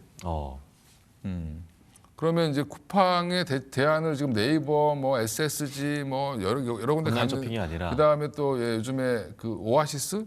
네. 예, 제 주변에서는 또 오아시스를 많이 쓰더라고요. 근데 이제 거기는 이제 식품 위주니까. 그런데 만약에 이마트가 해준다라고 하면 이마트는 농산물이 원래 직거래로 자기들이 직접 재배해서 가져오기 때문에 네. 가장 싸게 갖고 올 수 있는 예, 대형 구매자죠. 그러면 이마트가 지금 또 보니까 주가가 이마트 롯데쇼핑 한번 PBR 봐보면 네. 처참하죠. 아주 그냥. 예.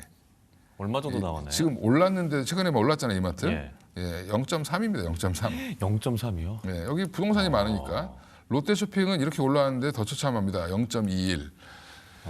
자산 대비 주가가 저평가되니까. 예, 그러면 부담이 없죠. 담아야 된다. 예. 그러니까 투자자 입장에서 부담이 없죠. 만약에 외국인들 입장에서 봤을 때, 네. 쿠팡 대항마가 얘네야? 그러면 그냥 사는 거죠. 예, 그 최근에 흐름 보면 외국인 기관이 같이 사죠. 네. 예, 기관들은 눈치 더 빨리 채고 더 빨리 사고 있고. 그래서 이마트, 롯데쇼핑, 뭐 CJ 대한통운 잘 보셔야 될 것 같습니다. 이마트, 롯데쇼핑, CJ 대한통운 정부가 네. 직접 말은 하지 않았지만 현재 무한 경쟁 시대로 가서 대형 돌려가기 하는 거죠. 예. 알겠습니다. 이 세 기업 지켜보셔라. 자, 마지막으로 오늘 장타픽 어떤 종목인지 짚어주시죠. 예, 일단 오늘 좀 특이한 거 갖고 나왔는데 BH. BH. 예. 너무 갖고 나왔는데 많이 올랐네요. 예. 다 사람의 마음은 다 똑같죠. 예. BH가 왜 일단은 BH가 뭐 하는 회사냐면 어떤 기업인가요? PCB 만드는 회사, PCB. FPCB라고 하죠. 보통 이제 연성 회로기판. 네네. 휴대폰에 들어가는 연성 회로기판 만드는 회사인데 이 회사가 참 끈질기게 살아남아 있는 회사 중에 하나입니다. 뭐 이제 애플과 관련이 있나요? 네, 여기가 애플에 납품을 하는 회사고요. 예. 애플 실적이랑 가장 연동이 많이 되는 데가 BH랑 LG 이노텍이었죠. 예. 예, 근데 지금 애플이 다시 뭐 휴대폰 잘 팔리고 있고, 네. 근데 4분기 영업이익 까보니까 뭐 288억 나왔어요. 추정치가 175억이었는데. 그러니까 생각보다 애플에 주문이 많이 들어왔다는 얘기죠. 네. 물론 여기도 사업을 다각화하고 있긴 하지만 거의 매출의 7, 80%가 애플이에요. 그러면 애플이 폴더블 폰 출시한다고 지금 계속 막 힌지 종목들 올라가고 막 그러잖아요. 예.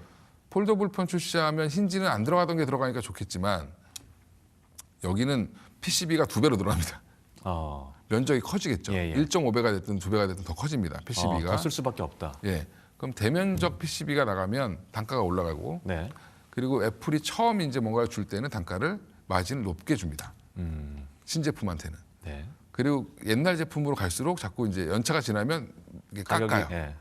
그러니까 한마디로 단가를 인하를 시키죠. 네. 신제품에 또 다시 또 프리미엄을 주고. 그러니까 애플이 그런 식으로 운영을 하고 있거든요. 그 자기 살 벤더들을. 사람은 사니까요. 벤더들한테 그러니까 이제 벤더들한테 처음에 납품할 때는 마진을 뭐 한 15% 20%를 주다가 네. 그 해 다음 해가 되면 그 제품은 마진이 10%, 뭐 5% 이렇게 떨어지는 거죠. 예. 예, 그런 식으로 해서 신제품을 또 주고 이런 식으로 돌린단 말이에요. 근데 이번에 이제 애플 폴더블 폰 출시되면서 이게 PCB가 더 확대되는 거는 여기 BHI가 가장 큰 수혜고요. 네. 더 황당한 건 이 회사가 돈 잘 버는 회사인데 그래도 PBR이 1배가 안 됩니다. 네, 퍼도 낮고 예. 예, 그래서 저평가 기업이다. 예. 그럼 목표가랑 손절가는 어떻게 되나요? 목표가 3만 원 말씀드리고요. 예, 예. 손절가는 1.8만 원, 18,000원 말씀드렸습니다. 예. 애플의 폴더블 폰 출시가 수혜가 예상이 되면서 BH 주목을 해보셔라라는 장탑픽 종목까지 들어봤습니다. 지금까지 위즈웨이브 이건희 대표와 함께했습니다. 고맙습니다. 예, 감사합니다.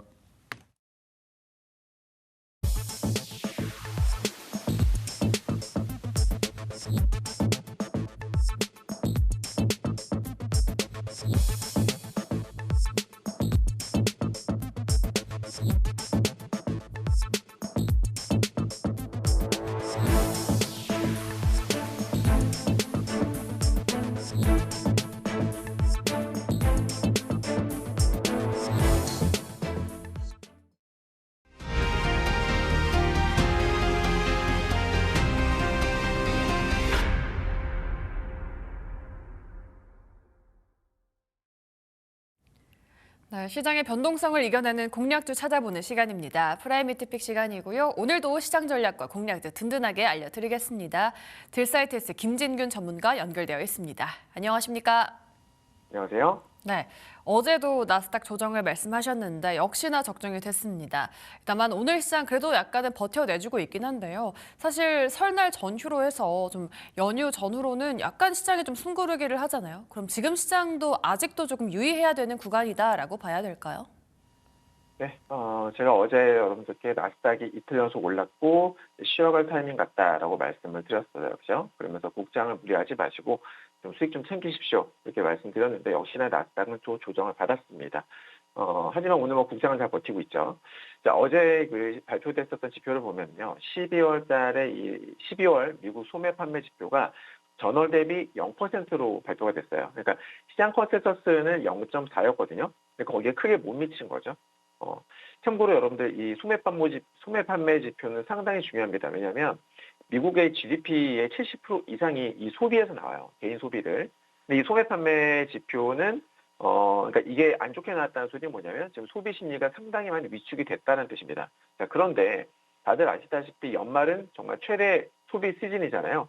하지만 그럼에도 불구하고 보합으로 나왔다는 것은 이거는 좀 문제가 있다는 거죠. 네. 즉 경기 둔화 우려를 가중시킬 수 있는 그런 요인이 될 수 있다 이거예요. 자, 그리고 저는 여전히 국장 미장을 조심스럽게 보고 있습니다. 어제와 마찬가지로 지금은 주식 비중을 과감하게 늘릴 때가 아니다라고 보고 있어요. 실제로 저희 가족방도 어제 수익 좀 챙기면서 비중을 좀 줄여놓은 상태거든요. 오늘도 저는 신규 매수 계획이 없습니다. 네. 코스피 일봉 차트를 보게 되면 오늘은 뭐 좀 올라가고 있긴 합니다만은 지금 이게 상당히 조심스러운 자리예요. 그러니까 헤드앤숄더 아시죠, 여러분들? 네, 왼쪽 어깨, 머리, 오른쪽 어깨. 그러니까 지금이 오른쪽 어깨 구간이에요. 혹시라도 여기서 만약에 뭐 두꺼운 운봉이라도 나오게 된다면 헤드앤숄더 패턴이 완성이 될 수 있는 아주 위험한 그런 자리거든요. 그래서 저는 지금 관망을 하고 있다라는 점 말씀드리겠고, 게다가 앵커분께서도 짚어주셨습니다만은 다음 주에 구정 연휴지 않습니까? 네, 국장의 어떤 특징 중 하나가 뭐 추석이라든지 이런 구정 연휴, 그러니까 조금 이제 며칠, 뭐 2일, 3일 이상 쉬어가는 연휴가 끼게 되면 그 전후로, 그러니까 전에 빠질 때도 있고 그 이후에 빠질 때도 있어요. 그래서 그 전후로 항상 항상은 아니지만 조정 파동이 나올 확률이 압도적으로 높았다라는 거예요. 과거에 실제로 차트를 찾아보시게 되면은 관련 레퍼런스들을 많이 확인을 하실 수가 있을 겁니다. 그러니까 아무래도 그렇게 된 이유가 뭐냐면 펀드 매니저들 입장에서 봤을 때 연휴가 있으면은 어떻게 돼요? 주식을 팔고 쉰단 말이에요. 실제로 해외여행도 가고 놀러 많이 가요. 네, 그러다 보니까 약간 차익 매물들이 나오더라. 그런 것들이 실제로 어떤 패턴화가 된 거죠. 네. 그래서 저는 이번 주에는 굳이 무리하지 마셔라. 무리할 필요가 없다라고 생각하고요. 그동안 정말 여러분들 수익 많이 챙기셨잖아요. 제 추천주만 따라 하셨어도 수익이 정말 많이 나셨을 거거든요. 이제는 좀 완급 조절하시면서 주식 비중을 좀 줄여나가시는 것을 적극 권장합니다. 네. 그리고 금일 밤 나스닥은 저는 여전히 조심스럽다, 조심해야 된다는 입장을 전해드리고 저는 계속 부정적으로 보고 있어요. 네. 어제도 말씀드렸지만은 만약에 얘가 나스닥이 조정이 나오면서 120일 이평선을 강하게 이탈이라도 하게 되면 그때는 정말 위험해질 수 있다는 점 꼭 기억을 하셨으면 좋겠습니다. 네, 지금 1월 고용지표도 대기하고 있는 상황이고요. 연휴 전후로 해서는 숨고르기가 일어나는 시장이기 때문에 현재 상황에서는 완급 조절이 필요하다라는 코멘트까지 전해드려봤습니다. 네, 시장 전략 전체적으로 만들어드렸고요. 다음으로는 종목 리뷰 도와드리겠습니다. 일단 전일 히트픽 종목은 오로스 테크놀로지였습니다. 그리고 일주일 전 공개해 주셨던 롯데지주 역시나 지금 추천가 대비해서 12%가 넘는 수익을 주고 있는데요. 이미 목표가를 넘긴 상황이거든요. 여전히 홀딩 관점일까요? 자, 어제 말씀드렸던 종목은 오로스 테크놀로지였습니다. 반도체 산업의 이 중심이 이제 칩을 점점 높게 쌓는 어떤 적층 공정으로 이동을 하고 있다라고 말씀을 드렸었는데 거기서 중요한 거는 수율이에요. 네, 그러니까 불량률을 줄이는 어떤 즉 수율을 높여주는 그런 계측 장비 이런 기술이 이제 중요하다라면서 오로스 테크놀로지가 앞으로 부각이 될 것이다라고 말씀을 드렸던 건데 얘네들은 어떤 층, 그러니까 반도체 칩의 어떤 층 있죠.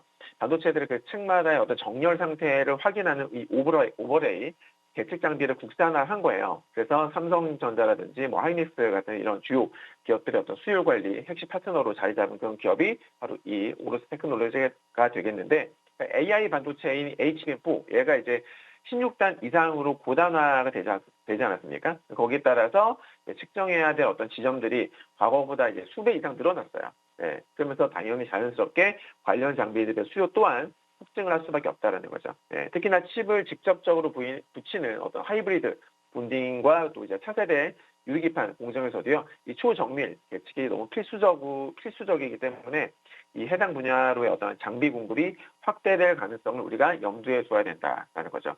여기다 또 적외선을 활용을 해서 웨이퍼의 내부를 투과를 합니다. 투과를 하는 어떤 독보적인 기술력도 얘네가 가지고 있어요. 그래서 글로벌 미국의 KLA 같은 그런 글로벌 기업들이 독점을 하고 있던 이 고부가가치 시장에서 서서히 입지를 넓혀가고 있는 그런 상황인 거죠. 그러니까 대중국 규제 상황 속에서 해외 고객사들이 어떤 이제 외산 장비의 대안으로 이 오로스 테크놀로지를 선택을 할 가능성이 높아졌고 그렇게 되면 이 기업 입장에서는 매출처가 점점 다변화되면서 특정 기업에 의존하던 그런 리스크도 많이 낮출 수 있는 그런 상황인 겁니다. 그러니까 결과적으로 이 기술의 어떤 국산화를 넘어서 또 차세대의 어떤 공정 도입과 또 글로벌 시장 확장이라는 그런 어떤 흐름을 타면서 향후 반도체 장비 시장에서 점유율이 서서히 높아질 그런 어떤 긍정적인 시나리오를 그리고 있고요.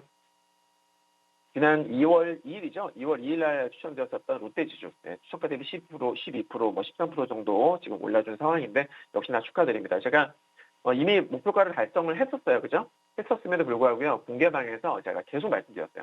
공개방에서 제가 라이브 방송을 진행을 하면서도 라이브 방송에서도 여러분들 롯데지주 아직도 좋습니다. 더 사셔도 될 것 같습니다. 라고 제가 여러 차례 강조를 드렸는데 역시나 추가 상승이 나오고 있죠.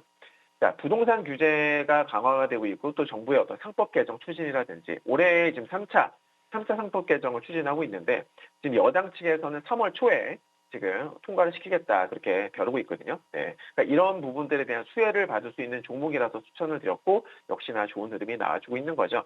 롯데주주는 안정적인 어떤 배당 수익 거기다가 강력한 주주 환원 정책을 바탕으로 이제 시장의 주목을 받을 수 있다고 보고 있는데 올해 이제 5월 달이죠. 5월 달에 다주택자 양도세 중과 유예가 종료가 됩니다. 지금 이재명 대통령도 막 강하게 밀어붙이고 있잖아요. 그럼 이제 부동산 자금이 주식시장으로 유입될 가능성이 높아진 거죠. 그리고 올해부터 최근에 이제 시행됐었던 이 배당소득 분리과세 혜택은요, 세금 부담을 낮춰주고 또 낮춰주기 때문에 자산가들 입장에서는 매력적인 투자 대안이 될 수도 있는 겁니다. 그러니까 월세, 다주택자의 경우에 이제 월세 수익보다 주식 배당 수익이 좀 더 매력적으로 다가온다. 그 뜻입니다. 네. 그러니까 정부가 주주 환원을 늘리는 또 기업들에다가는 법인세 감면 혜택을 또 주지 않습니까? 그러니까 이미 밸류업 계획을 공시를 했습니다. 롯데지주는. 거기다가 이제 배당 규모가 서서히 확대가 될 거고 또 주주 환원을 더욱 강화시킬 가능성이 크다라는 거예요. 특히나 이 자사주를 어마무시하게 많이 보유하고 있다. 25.7%입니다. 네, 큰 우량주, 대기업들 기준으로 보면 거의 최상위권이에요.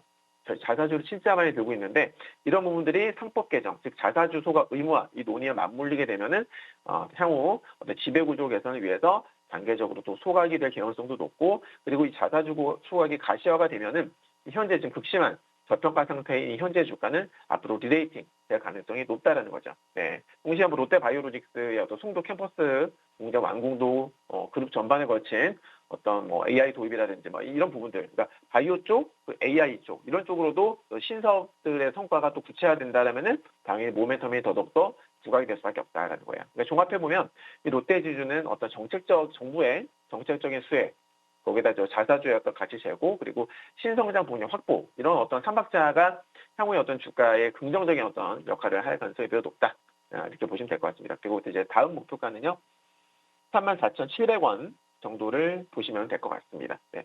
자, 이렇게 제가 드리는 히트픽주 정말 내용이 있습니다. 그죠? 단순히 차트만 보고 드리지 않아요.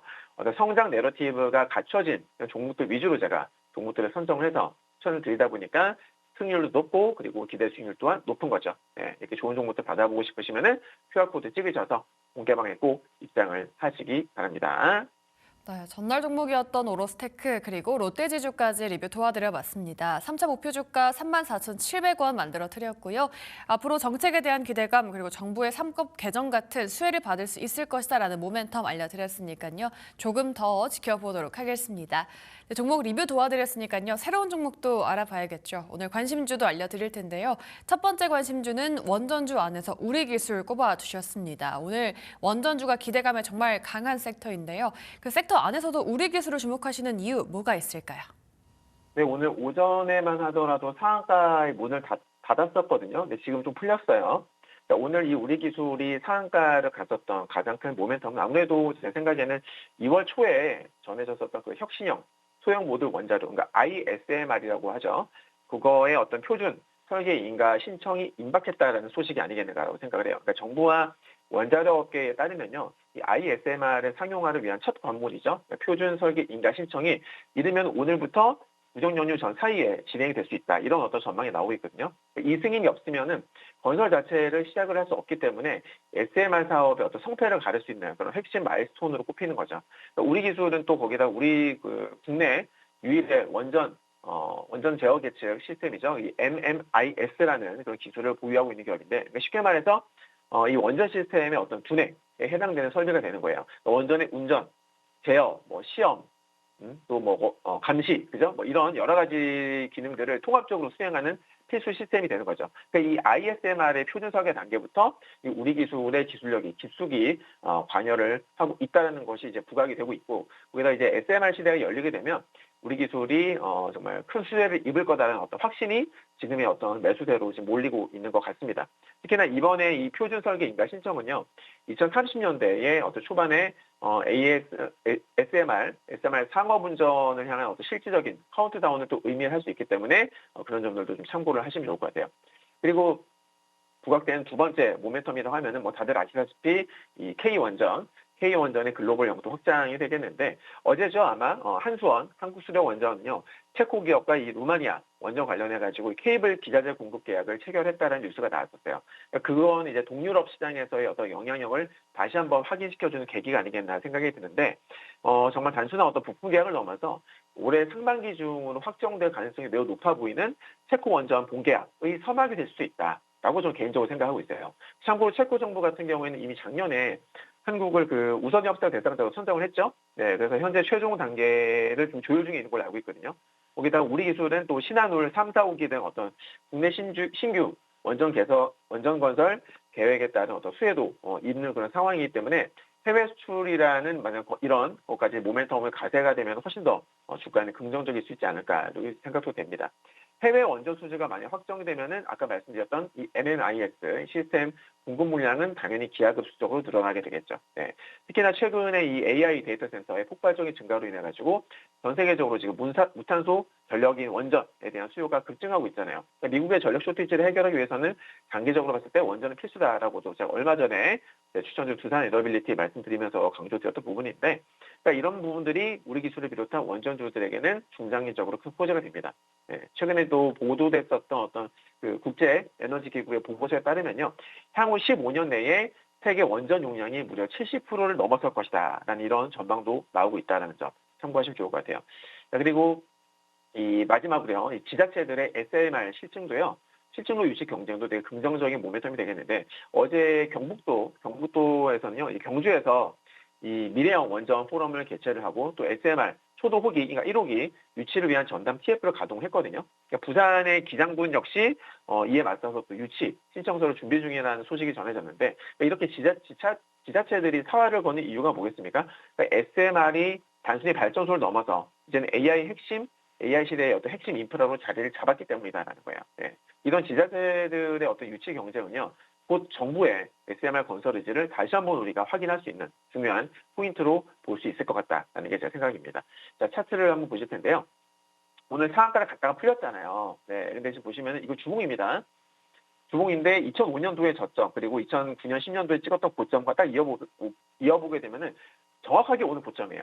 신기하게도. 그죠? 그러니까 어떤 다양한 상승 모멘텀으로 인해서 주가가 올라갔지만 기술적으로는 오늘 차익 실현 했어야 될 자리다 이 말인 거죠. 만약에 제가 보유하고 있었으면 팔았어요. 최소 분할 차익 실현 했을 자리다 이 말입니다. 그래서 만약에 우리 기서 보유 중이신 분이 계시면요. 이 가격대 부분에서는 한번 챙기셔야 된다. 그러니까 상한가가 안 풀리면 괜찮은데 풀렸지 않습니까? 풀렸기 때문에 일단 챙겨주시는 게 안전하지 않겠나 그렇게 생각이 됩니다. 네, 오늘은 원전 섹터 안에서 오늘장 상한가를 기록했던 우리기술 꼽아주셨습니다. 일단 SMR 시대의 개막을 알리는 표준 설계 인가 신청이 초읽기에 들어갔다라고 합니다. 이에 따라서 게임 체인저로 주목받고 있는 우리기술 앞으로도 주가 기대해 보도록 하겠습니다. 네, 두 번째 관심주로는요, 모베이스 전자 가져와 주셨습니다. 일단 현대차 그룹과 모바일 로봇 플랫폼 모베드 부품 중에 메인보드와 와이어링을 공급한다라는 소식에 상한가를 몇 번 기록했었던 종목인데요. 오늘장도 급등을 해주고 있습니다. 어제 로봇 부품 개발을 통해서 글로벌 시장 진출에 나선다라고 밝히면서 강세를 보여주고 있는 것 같은데요. 이 종목 또 다른 매력 포인트 뭐가 있을까요? 네, 어제 오후 한 3시 50분경에 뉴스가 나왔어요. 네, 미세 압력 감지 그리퍼 개발에 성공했다라는 어떤 그런 보도가 나왔는데 여기서 그리퍼가 뭐냐면 그러니까 말 그대로 로봇의 손에 해당되는 부품이에요. 그러니까 물체를 잡거나 옮기는 그런 역할을 하는 건데 기존의 이 그리퍼들은 단순히 그냥 잡는 힘만 강했다면 이번에 모베이스 전자가 개발한 기술은요. 이 물체의 강도에 따라서 압력을 미세하게 조절을 할 수가 있는 거예요. 네, 쉽게 말하면 어떤 계란이다. 라고 하면 계란을 세게 잡으면 깨지잖아요. 근데 얘는 이번에 개발한 기술은 살포시, 그죠? 살포시 그렇게 잡을 수 있다는 거죠. 이건 이제 정말 로봇이 좀 더 진화를 해서 어떤 깨지기 쉬운 물건들도 자유자재로 다룰 수 있게 됐다는 뜻인데 이 뉴스가 어제 장 막판에 전해지면서 시간을 달리니까 해서 상한가를 기록을 했고 여기가 오늘까지 이어져서 현재 20% 가깝게 급등을 하는 그런 모습입니다. 네. 특히나 또 이 현대차 그룹이 올해 또 1월 달에 나왔던 그 CS에서 보였던 어떤 로봇 플랫폼 중에 모베드 있잖아요. 이 모베드에도 이 기술이 적용이 될 거다라는 그런 기대감도 지금 커지고 있는 것 같습니다. 그리고요, 24년도에 과거에 수주했었던 사실 모베이스 전자와 1조라는 규모의 계약은 사실 좀 적절하지 않아 보이긴 하거든요. 솔직히 말씀드리면은. 근데 실제로 2024년도에 1조 원 규모의 차체 제어 컨트롤러, 그러니까 BDC라고 해요. 이 BDC 공급이 실제로 체결됐었고 이제 그게 드디어 올해부터 실적으로 찍히기 시작할 가능성이 매우 높아졌다라는 점을 좀 체크하셔야 돼요. 모베이스 전자는 현대차와 기아차에다가 올해부터 한 6년 동안 약 1조 원 규모의 이 BDS를 납품하기로 되어 있는데 BDS가 뭐냐면 그러니까 차량의 어떤 스마트키라든지 타이어의 공기압, 조명 이런 것들을 그냥 하나로 묶어가지고 관리하는 정말 어떤 종합적인 어떤 두뇌 그런 개념이라고 보시면 돼요. 그리고 올해 2월 달은 그 계약이 실제로 이제 대량 양산이라든지 혹은 이제 매출로 찍히는 숫자로 찍히게 되는 그 첫 번째 달이 될 가능성이 매우 높다라는 거죠. 네. 근데 말만 정말 1조 원이 아니냐 그 당시에 그래서 어떤 시장에 의구심들이 많았었는데 그게 실제로 납품 시작이다라는 어떤 팩트로 확인되니까 지금 저평가 매력이 부각이 되고 있는 거라고 보시면 돼요. 그리고 이제 마지막으로 지난 2월 8일부터 9일까지 그 사우디아라비아에서 열렸었던 이 신흥시장 경제 컨퍼런스가 열렸었는데 거기서도 이제 사우디 국부펀드와 협력 중인 모베이스 전자가 현지 인프라 구축과 관련된 논의를 구체화했다 이런 뉴스들도 나오면서 호재로 작용했다라는 겁니다. 차트 한번 보실 텐데 지금 이것도 주봉입니다. 주봉인데요. B 라인 보이시죠? 네, B 라인을 돌파하면서 A까지 올라갔었어요. A에서 정확하게 빠졌죠. 좀 전에 우리 기술도 비슷해요. 그죠? 우리 기술도 아까 고점 딱 찍었다고 말씀드렸잖아요. 모베이스 전자도 찍고 급락을 한 거예요. 하고 지금 이제 B에서 왔다 갔다 하고 있는데 이번 주 기준으로 이 B 라인에 안착을 하게 된다면 긍정적이고 만약 B 실패하면은 부정적으로 보시면 될 것 같습니다. 네, 좋습니다. 두 번째 종목은 로봇 부품 관련 기업 모베이스 전자로 알려주셨습니다. 기대해 보도록 하겠고요. 다음으로는 히트픽 공략주 알아보도록 하겠습니다. 지금 설 연휴 그리고 봄 시즌 성수기를 앞두고 여행 수요 증가가 예상이 되고 있습니다. 이 안에서 전문가님께서는 오늘 압도적인 경쟁력을 보유한 글로벌 항공사 가져와 주신다라고 예고해 드렸었는데요. 네, 어떤 종목일까요? 네, 항공사가기보다는 이제 지주사 개념인데 먼저 오늘 이 히트픽주에 우리가 주목을 해야 되는 이유가 뭐냐면 바로 항공업계의 거대한 지각 변동 때문이에요. 올해 상반기 중에 대한항공과 아시아나항공이 운영체계를 하나로 합치는 작업이 마무리가 된단 말이에요. 만약에 완료가 되면 정말 사실상 하나의 항공사처럼 움직이게 되고요. 우리나라는 정말 세계 10위권 안에 드는 거대한 항공사를 보유하게 되는 겁니다. 그러니까 단순히 덩치만 커지는 게 아니죠. 인천공항에서 원하는 시간대에 비행기를 띄울 수 있는 권리인 이 슬롯을 독점적으로 확보를 하게 되는 거예요. 쉽게 말해서 좋은 시간대는 이 기업이 다 가져가게 된다는 그런 뜻이기 때문에 다른 경쟁사들은 감히 넘보기 힘든 그런 압도적인 경쟁력을 갖추게 되는 거죠. 근데 이런 사업적인 변화 못지않게 또 뜨거운 이슈가 하나 더 있어요. 제가 정말 주목을 하고 있는 건데 바로 누가 이 기업의 진짜 주인이 되느냐 하는 경영권 문제입니다. 지금 보면 이제 이 회장 측과 2대 주주 그룹 간의 지분 격차가 상당히 많이 좁혀져 있어요. 그래서 여기서 핵심 키를 쥐고 있는 곳이 바로 10%를 살짝 넘게 보유하고 있는 산업은행이 되겠는데 산업은행은 그동안 이 항공산업 재편을 돕기 위해서 지분을 두고 있었단 말이에요. 합병이 끝나게 되면 이 지분을 팔겠다라는 입장을 보이고 있어요. 그러니까 이 지분을 향후에 누가 가져가냐에 따라서 이 기업의 주인이 이제 바뀔 수가 있는 거죠. 실제로 2대 주주 그룹은요, 최근 다른 주식들도 정리해가지고 상당수의 그런 현금을 확보를 해둔 상태거든요. 그러니까 기회를 엿보고 있는 거예요. 그래서 이 CTP 기업의 회장 측은요, 이제 거기에 맞서기 위해서 오후 지분을 36%까지 끌어올리긴 했습니다만은 시장에서는 여전히 지금 경영권 무장의 불씨가 살아있다. 이렇게 보는 이유가 여기에 있는 거죠. 네. 정리하면은 이 히트픽스 같은 경우에 독점적인 어떤 사업 가치, 거기다가 또 경영권, 프리미엄이라는 두 마리 지금 토끼를 모두 잡고 있는 그런 상태라고 보시면 되겠고, 두 항공사가 합쳐지면은 단순히 매출도 플러스가 되겠습니다만, 매출도 커지겠지만, 겹치던 노선을 이제 효율적으로 정리를 할 수가 있게 되겠죠. 황금 시간대에 어떤 슬롯들을 싹쓸이하면서 또 외항사와의 어떤 가격 경쟁에서 우위를 점하게 될 겁니다. 그리고 이제 이건 또 장기적으로 봤을 때 항공요금을 결정하는 어떤 주도권을 이 기업이 쥐게 된다는 의미가 되겠죠. 네, 그래서 여러 가지 긍정적이다. 차트 한번 보시게 되면요. 어제는 사실 이 B 보시면은 A는 돌파했어요. 근데 B에서 밀렸거든요.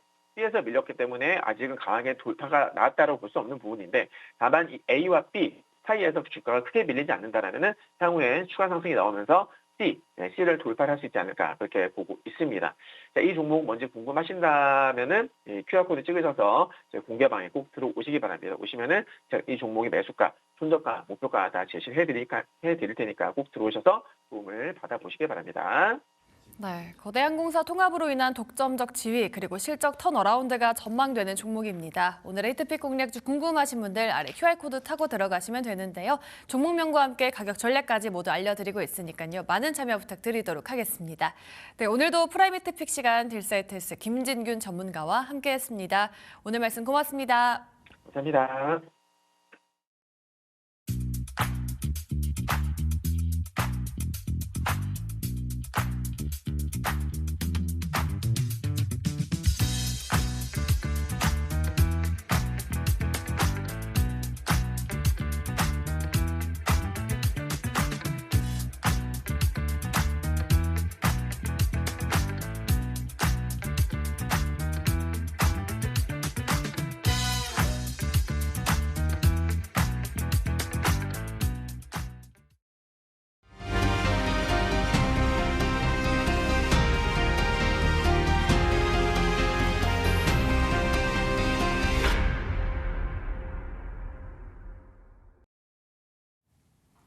네, 계곡 정비 코스피 5천보다 어렵지 않은 일이 집값 안정화다. 만국적 부동산 투기를 뿌리 뽑겠다. 무슨 수를 써서라도 집값 안정화를 시키겠다. 최근 이재명 대통령이 SNS를 통해서 또 국무회의에서 부동산 관련 발언을 강력하게 내놓고 있습니다. 부동산 시장은 이재명 대통령의 발언들 어떻게 바라보고 있을까요? 부동산 시장의 방향성과 이에 따른 투자 전략 알아보도록 하겠습니다. 도시와 경제 송승현 대표와 함께 합니다. 안녕하십니까? 네, 안녕하세요. 네, 이재명 대통령 트위터 이제 X죠. 연일 부동산 관련 문제에 대해서 짚고 또 야당의 공격에 반격하고 잘못된 기사를 또 반박하면서 여러 가지 글들을 계속해서 올리고 있습니다.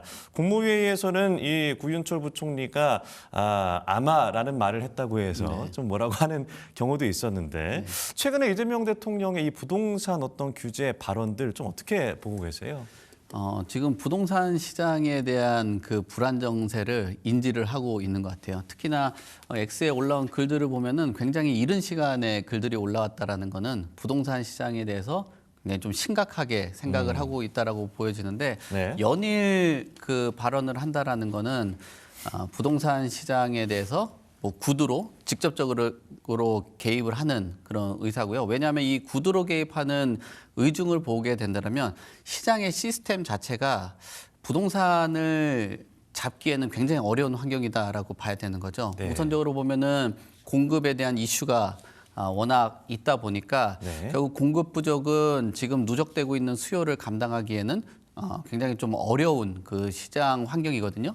그러면은 결국은 주택 가격을 잡을 수 있는 거는 실질적인 공급이 안 된다라고 하면 결국 수요를 억제할 수 있는 카드들 그리고 그 카드 외에도 최근에 뭐 전 세계 뭐 트렌드인 것 같아요. 트위터를 통해서 구두로 개입하고 있는 모습들. 뭐 본인의 의지로는 생산적으로 자금을 이동시키겠다라는 목적이라고는 뭐 이야기는 하는데 그렇기보다는 부동산 시장의 불안 요인들이 장기간 되고 실질적인 착공이 한 2029년, 30년에나 이뤄지는 그런 상황이라면은 결국 이런 부분들을 구도로 개입하고 있는 모습이라고 봐야 될 것 같습니다. 예, 말씀하신 공급에 대한 부분들 사실 부동산 집값이 뭐 오른다라고 했을 때 모든 지역이 다 오르는 건 아니고 네. 결국엔 서울 그리고 일부 뭐 경기 지역, 수도권 지역일 텐데 공급이 부족하다는 말은 그 지역에 국한됐다라고 보면 되는 겁니까?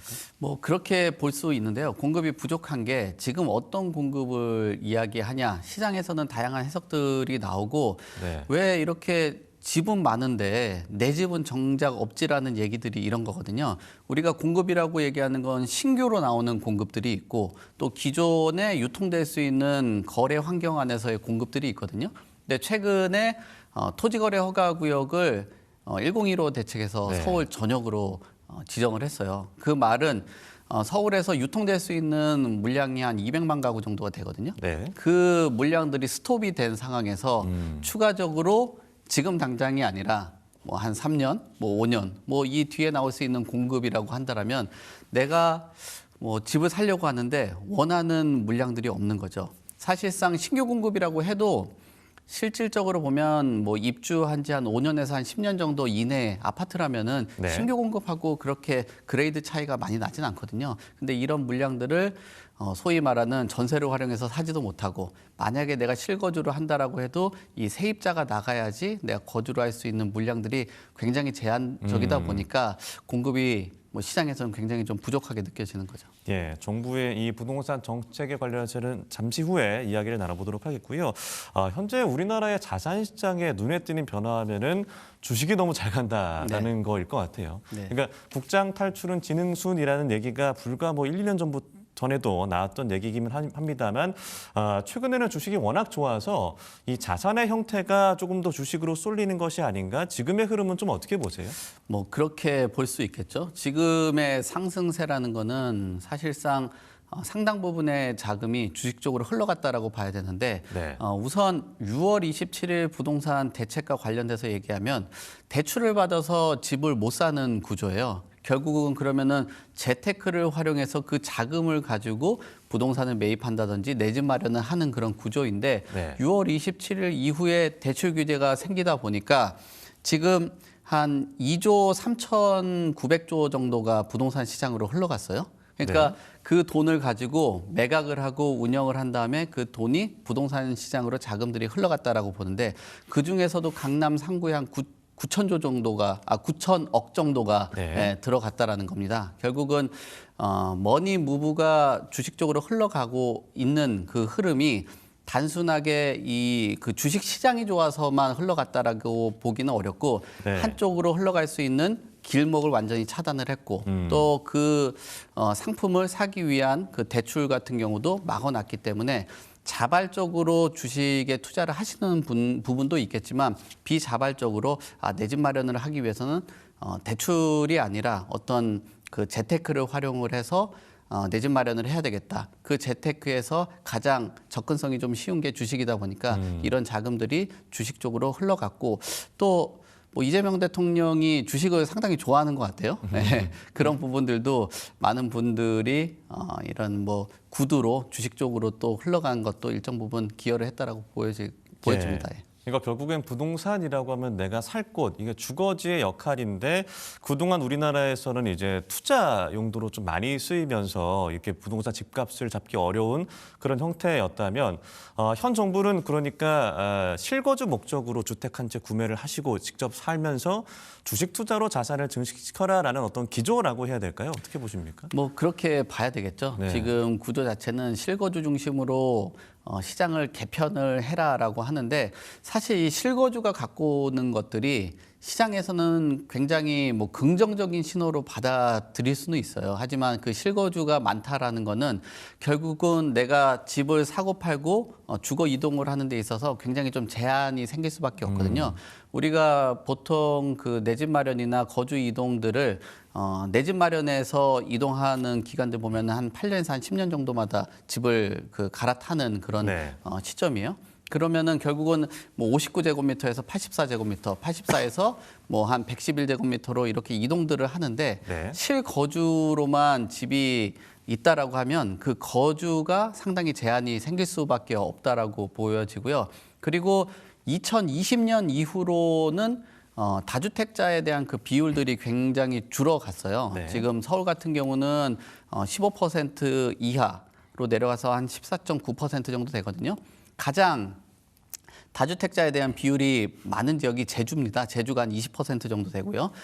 그다음에 충청도하고 강원도가 한 17%를 넘기는 그런 수준이에요. 그러면은 다주택자가 과연 서울의 집값을 올리냐라고 보면 이거는 좀 다른 문제라는 거예요. 결국 실거주가 집값을 올리고 있고 다주택자는 2020년 이후로 지금까지 계속 줄어들고 있는데 네. 2020년 이후로 집값은 계속 올라가고 있단 말이에요. 그럼 결국은 실거주자인데 실거주자들이 원하는 곳들은 뭐 주변 환경이 좋다든지 교통이 좋다든지 학군이 좋다든지 이런 곳들에 동반되는 거죠. 근데 그 실거주가 단순히 실거주가 아니라 한 채만 가질 수 있다 보니까 가장 좋은 환경에서 실거주를 하면서 집값도 올라갈 수 있는 실거주를 원한다라는 거죠. 네. 그러니까 이런 실거주의 트렌드의 구조를 뭐 이재명 대통령이 만들고 가고 그 외에는 주식 투자를 하라고 하는데 그 주식 투자와 실거주가 같이 움직인다라고 해가지고 그게 뭐 시장의 집값 안정에 그리고 집값을 뭐 낮추는 데 있어서는 큰 도움은 되지 못한다라고 봅니다. 그러면 이제 이재명 정부가 출범한 지 이제 8개월 정도가 된 상황에서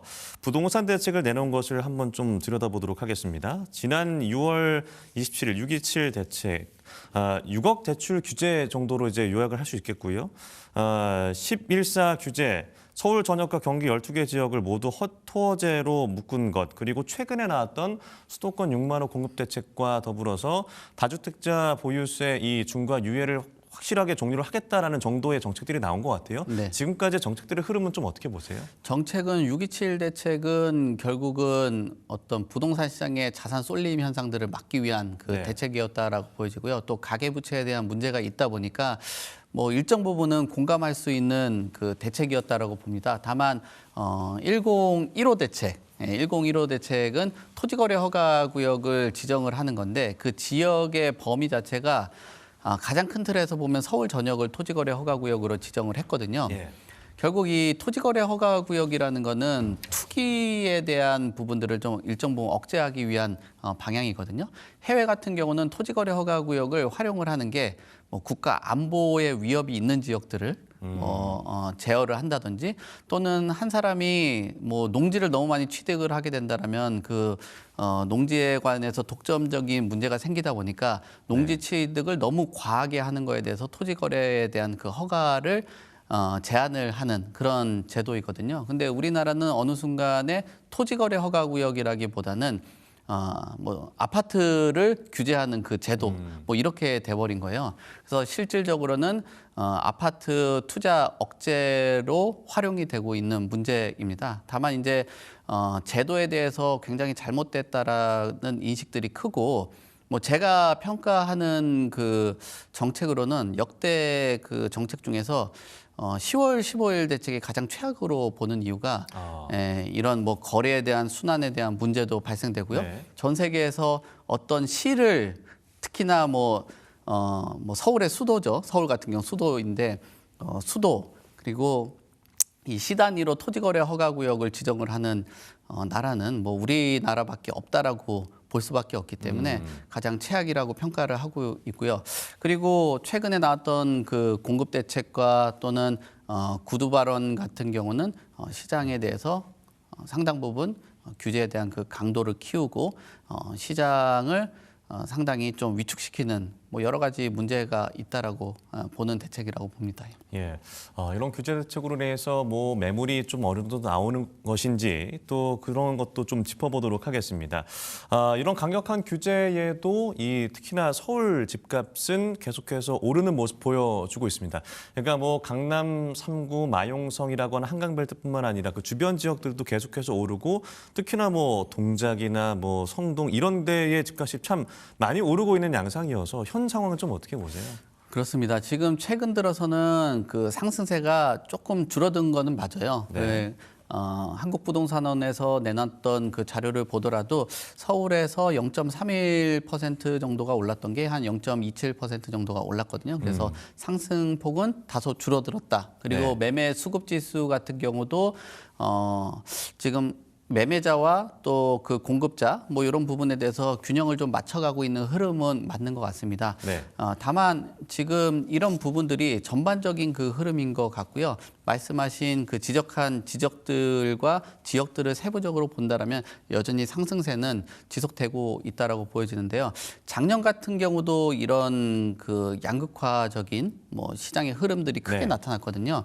작년에 서울에 그 아파트가 한 8% 정도가 상승을 했습니다. 네. 그중에 8%를 훨씬 상회를 하는 곳이 송파가 한 20% 정도가 올랐고요.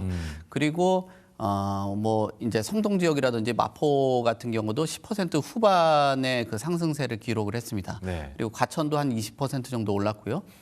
그리고 분당 같은 경우도 한 18%, 그다음 수지도 한 8% 정도가 올랐습니다. 수도권은 한 3% 정도 올랐어요. 지방 같은 경우는 마이너스를 기록을 했거든요. 그만큼 서울하고 수도권의 가격에 대한 그 격차가 좀 컸고 네. 서울 안에서도 가격에 대한 그 격차가 상당 부분 컸다. 8%의 상승 중에서는 뭐 중랑구라든지 뭐 노도강 일대 같은 경우는 지금 뭐 한 뭐 0% 정도밖에 상승을 못하는 그런 수준이거든요. 그러니까 지역적인 격차가 상당 부분 커지고 있기 때문에 상승세는 좀 둔화가 되고 있고 지금 양도세 중과에 대한 유예 폐지로 인해서 심리적인 부분들은 어느 정도 위축이 됐겠지만 5월 9일이 그 지난 이후에는 이런 상승세가 뭐 당분간은 또 지속이 되는데 그 지속세 안에서도 상승이 좀 크게 나타나는 것들, 특히나 시장에서는 퍼센트보다 액에 대해서 예민하잖아요. 네. 그러니까 송파가 그 엘리트 단지 중에 있는 엘스 같은 경우도 30억 중반 정도의 거래가 됐단 말이에요. 신고가. 그 뭐 한 예를 들면 한 35억이라고 하는데 여기에서 20%가 올랐다라면 실질적으로 체감하는 건 한 7억이 올라간 거거든요. 근데 3억 정도 되는 아파트에 한 10%가 오르면 3천만 원이 오르는 거예요. 근데 3천만 원이 아니라 1% 올랐다라고 하면 3억 아파트에 300만 원 오르는 거겠죠. 그러니까 어떤 특정 지역에서는 7억이 오르는데 어떤 특정 지역에서는 300만 원 아니면은 오르지 못한다라고 한다라면 이런 격차들이 시간이 지나면 지날수록 뭐 7억, 14억, 21억 이렇게 된다라면 가격에 대한 그 격차는 굉장히 커질 수밖에 없다라고 보기 때문에 뭐 투자를 하시거나 내 집 마련을 하시려는 분들 뭐 지금 뭐 다양한 분들이 뭐 질문들을 해 오는데 네. 앞으로 이런 그 4월, 5월, 그다음 3월 뭐 요 기간 때 가격에 대한 그 격차가 발생되지 않는 지역의 주택을 그 매입을 하는 게 좋은 전략이 되지 않을까라는 판단을 하면서 시장을 모니터를 하셔야 될 것 같습니다. 네, 일단 뭐 수도권과 서울 지역으로 쏠린 이 부동산 수요, 이것을 억제시키기 위해서는 공급이 필요할 텐데 일단은 뭐 129 부동산 공급 대책 수도권에 6만 호를 짓겠다라는 부분들이 제시가 됐습니다. 뭐 태릉 지역, 뭐 용산 이 국제 업무지구, 뭐 과천 경마장 이쪽이 좀 주목이 되고 있는데 사실. 지난 정부마다 늘 공급 대책은 내놨잖아요. 뭐 수도권 100만 호 공급. 네. 근데 현실적으로 정말 가능한 것이냐라는 의문이 늘 제기가 돼서 이번 공급 대책은 좀 어떻게 보세요? 그래서 항상 그런 공급 대책이 페이퍼 공급 뭐 이렇게 느끼거든요. 네. 그러니까 하나 그냥 종이로만 공급되는 거지 실물로는 본 적이 없다라는 거예요. 항상 되는 것들이 그 보도자료만 보는 그런 수준이죠. 그리고 최근에 나왔던 공급 대책을 보면은 한 6만 호 정도가 나와요. 네. 그 6만 호와 서울 같은 경우는 3만 2천 호 정도가 나오죠. 예. 근데 3만 2천 호를 과연 시장에서 얼마나 좀 체감을 하면서 받아들일 수 있냐라고 판단을 해보면 제가 통계를 보니까 작년에 전월세로 이동을 했던 계약 건수가 한 3만 4만 정도가 됩니다. 네. 그러면은 1년 동안 63, 4만 정도의 전월세 거래가 나타난다라는 거예요. 그러니까 이런 분들이 무주택자라는 것으로 산정을 해본다라면은 6만 호가 나도 10대 1이거든요. 부족하죠. 3만 2천 호라고 하면은 20대 1 정도가 되는 그런 수준이에요. 네. 근데 이 3만 2천 호에서 한 70에서 한 80% 정도는 기존에 계획됐던 곳을 이어서 가는 그런 구조예요. 그 중에서도 뭐 그 용산 같은 경우를 비롯해서 만호, 그다음에 태능과 과천 이런 지역들로 분산을 해보는데 그런 것들도 실질적으로 공급이 잘 일어나지 않게 된다라면 뭐 집 하나 내 집 마련을 하는 데 있어서는 굉장히 수급에 대한 불균형들이 클 수밖에 없다라고 네. 보는 거죠.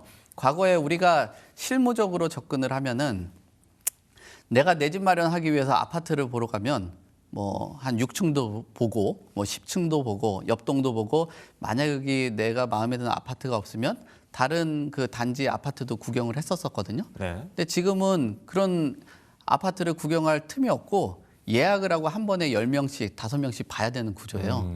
그리고 중개 업계에서는 그런 얘기도 하거든요. 그 인기 지역 같은 경우는 요즘에 집 보고 계약한 사람이 어딨냐. 계약금 먼저 보내라라고 할 정도로 수급에 대해서 불균형들이 크게 나타나고 있는 게 현실인데 지금의 이런 누적되고 있는 전월세 대비했을 때 공급은 턱없이 모자라다. 그래서 이런 공급들이 조금 원활하게 이루어지려고 한다라면 기존에 있는 유통되고 있는 물량들이 자연스럽게 돌아갈 필요가 있는데 토지거래 허가구역을 25개구를 다 묶어 놓다 보니까 본인이 원하는 그 매물 그리고 실질적으로 거래가 가능한 매물들은 극히 제한적이다라고 보는 거죠. 최근에 보도된 내용들을 보니까 한때 그 8만 건 정도 매물이 나와도 거래 건수는 0건이라고 하잖아요. 그리고 토지거래 허가구역으로 지정된 이후에 거래된 계약들을 보더라도 매물은 늘어났지만 거래되기는 굉장히 어려운 환경이다라고 보는 게 현실이라고 봐야 될 것 같습니다. 네. 그럼 이거는 뭐 개인적인 궁금증인데 공급이 부족하다라고 하는데 정말 부족한 것인가? 이게 서울이랑 뭐 수도권으로 묶어봤을 때 사실 외곽 지역으로 나가면 미분양도 있고 그런 현실 속에서 다 각자 개인들이 이제 좀 소위 좋은 데에 좀 집을 갖고 싶은 그 욕망 때문일까요? 공급 부족 현상을 그렇게 읽을 수 있을까요? 공급에 대한 그 부족 이슈는 계속적으로 제기가 되고 있는데 네. 전체 물량으로 보면은 공급 부족에 대한 이슈가 그 제기되기가 어려울 것 같아요. 하지만 그 공급이라는 것들이 우리가 그 공급이 부족하다라는 거는 수요가 얼마나 있냐라고 네. 봐야 되는 거거든요. 그러니까 수요가 그 미치지 못하는 곳에는 공급들이 나오게 된다라면은 과다 공급들이 나오겠죠. 하지만 수요가 많은 곳에 그곳에 이제 공급 물량이 부족하다라고 하면 공급이 부족하다라고 느끼는 거죠. 그러니까 하나의 수요가 지금은 특정 지역에 쏠림 현상들이 나타난다라는 거예요. 네. 예전에 동탄에 소위 말하는 그 줍줍 물량이 나왔을 때 그때 청약하는 분들이 한 290만 명들이 몰렸어요. 한 세대 네. 하는데 그 말은 뭐냐면 양질의 지역에 교통이 좋고 집값도 오를 수 있는 로또라는 지역에는 이렇게 많이 몰린다라는 거죠. 강남권 같은 경우도 시세 대비했을 때 가격이 저렴하고 그다음에 집값이 추가적으로 오를 수 있다라는 기대감도 있고 주변에 어메니티가 완벽하게 갖춰진 곳들은 몇백 대 1의 그 청약 경쟁률은 결국은 수급에 대한 불균형이 나타나는 근본적인 그 근거가 되는데요. 네. 그 근거가 청약 경쟁률에서 나오고 있습니다. 다만 이제 그 미분양 지역들이 많이 나오고 있는 곳들은 굉장히 좀 가격에 대한 그 부담감들이 크다라고 보는 거죠. 그러니까 아파트 가격이 5억 정도 하는데 분양가를 10억, 12억 정도 한다라면 가격에 대한 그 격차가 너무 크거든요. 그러면 거기서 수요가 쫓아갈 수 있는 부담 가능한 금액 그리고 신규 아파트에 대한 그 메리트 뭐 이런 부분들은 부족하다라는 거죠. 그러니까 네. 원하는 지역에 그리고 내가 희망하는 그 아파트에 대한 그 공급은 굉장히 좀 부족하다라고 인식들을 할 수 있을 것 같습니다. 이게 결국 모든 문제의 원인이라고 하기는 좀 그렇지만 인간 개인의 욕망으로 인해서 이런 어려움이 좀 발생하는 거 아닌가라는 생각이 들기도 하는데요. 또한 이제 이번 정부에서 공공주도로, 그러니까 민간보다는 공공주도로 좀 사업을 재편하는 것에 있어서 어느 정도 수요가 좀 따를 것인가, 이 부분은 좀 어떻게 보십니까? 이제 공공에서 주택 공급을 하고 정비 사업을 바탕으로 한 공급들이 나오는데 그렇게 네. 된다면 인센티브를 추가적으로 한 30% 정도를 추가적으로 더 준다라고 하는 거예요. 그러면은 결국은 이 시장에서 인식을 할 때 공공이라는 그 앞에 타이틀이 달리면은 과연 많은 사람들이 어떻게 생각을 하겠냐라고 보는 거죠. 그러니까 예를 들면은 지금의 트렌드 자체는 아파트의 가치도 중요하겠지만 아파트 안에 있는 단지 구성이라든지 어떤 부대 시설이 들어가 있냐, 그리고 그 아파트에 간판이 어떤 게 달리느냐에 따라서 많은 수요들이 뭐 다양한 그 생각들을 하게 되는데 네. 우리가 뭐 물건 같은 거를 봐도 마찬가지잖아요. 뭐 핸드폰을 대략 보더라도 애플 핸드폰이 삼성보다 조금 더 비싼 게 그런 뭐 보이지 않는 가치에 대한 그 구현, 뭐 네. 이런 것들이 가격들에 반영이 됐다라고 보잖아요. 근데 뭐 전혀 모르는 브랜드에 뭐 사실 뭐 전혀 모르는 뭐 브랜드들이 만약에 시장에 이렇게 그 진열이 됐다라고 해도 30%, 40% 싸다라고 해도 그 브랜드의 휴대폰을 매입을 안 하게 되는 거거든요. 뭐 차량도 마찬가지예요. 네. 예, 그러면은 결국은 그 공공이라는 곳에서 나오는 공급에 대한 그 정비 사업을 통한 그 공급이 질적 공급이 일어나겠냐, 또는 소위 말하는 닭장식 공급이 나오겠냐라고 본다면 그런 부분에 대해서는 굉장히 좀 판가름이 나지 않을까. 특히나 초고가, 초하이엔드 같은 경우는 이런 아파트 건설사 이름 들어가는 것들도 싫어하시는 분들도 있거든요. 뭐 예를 들면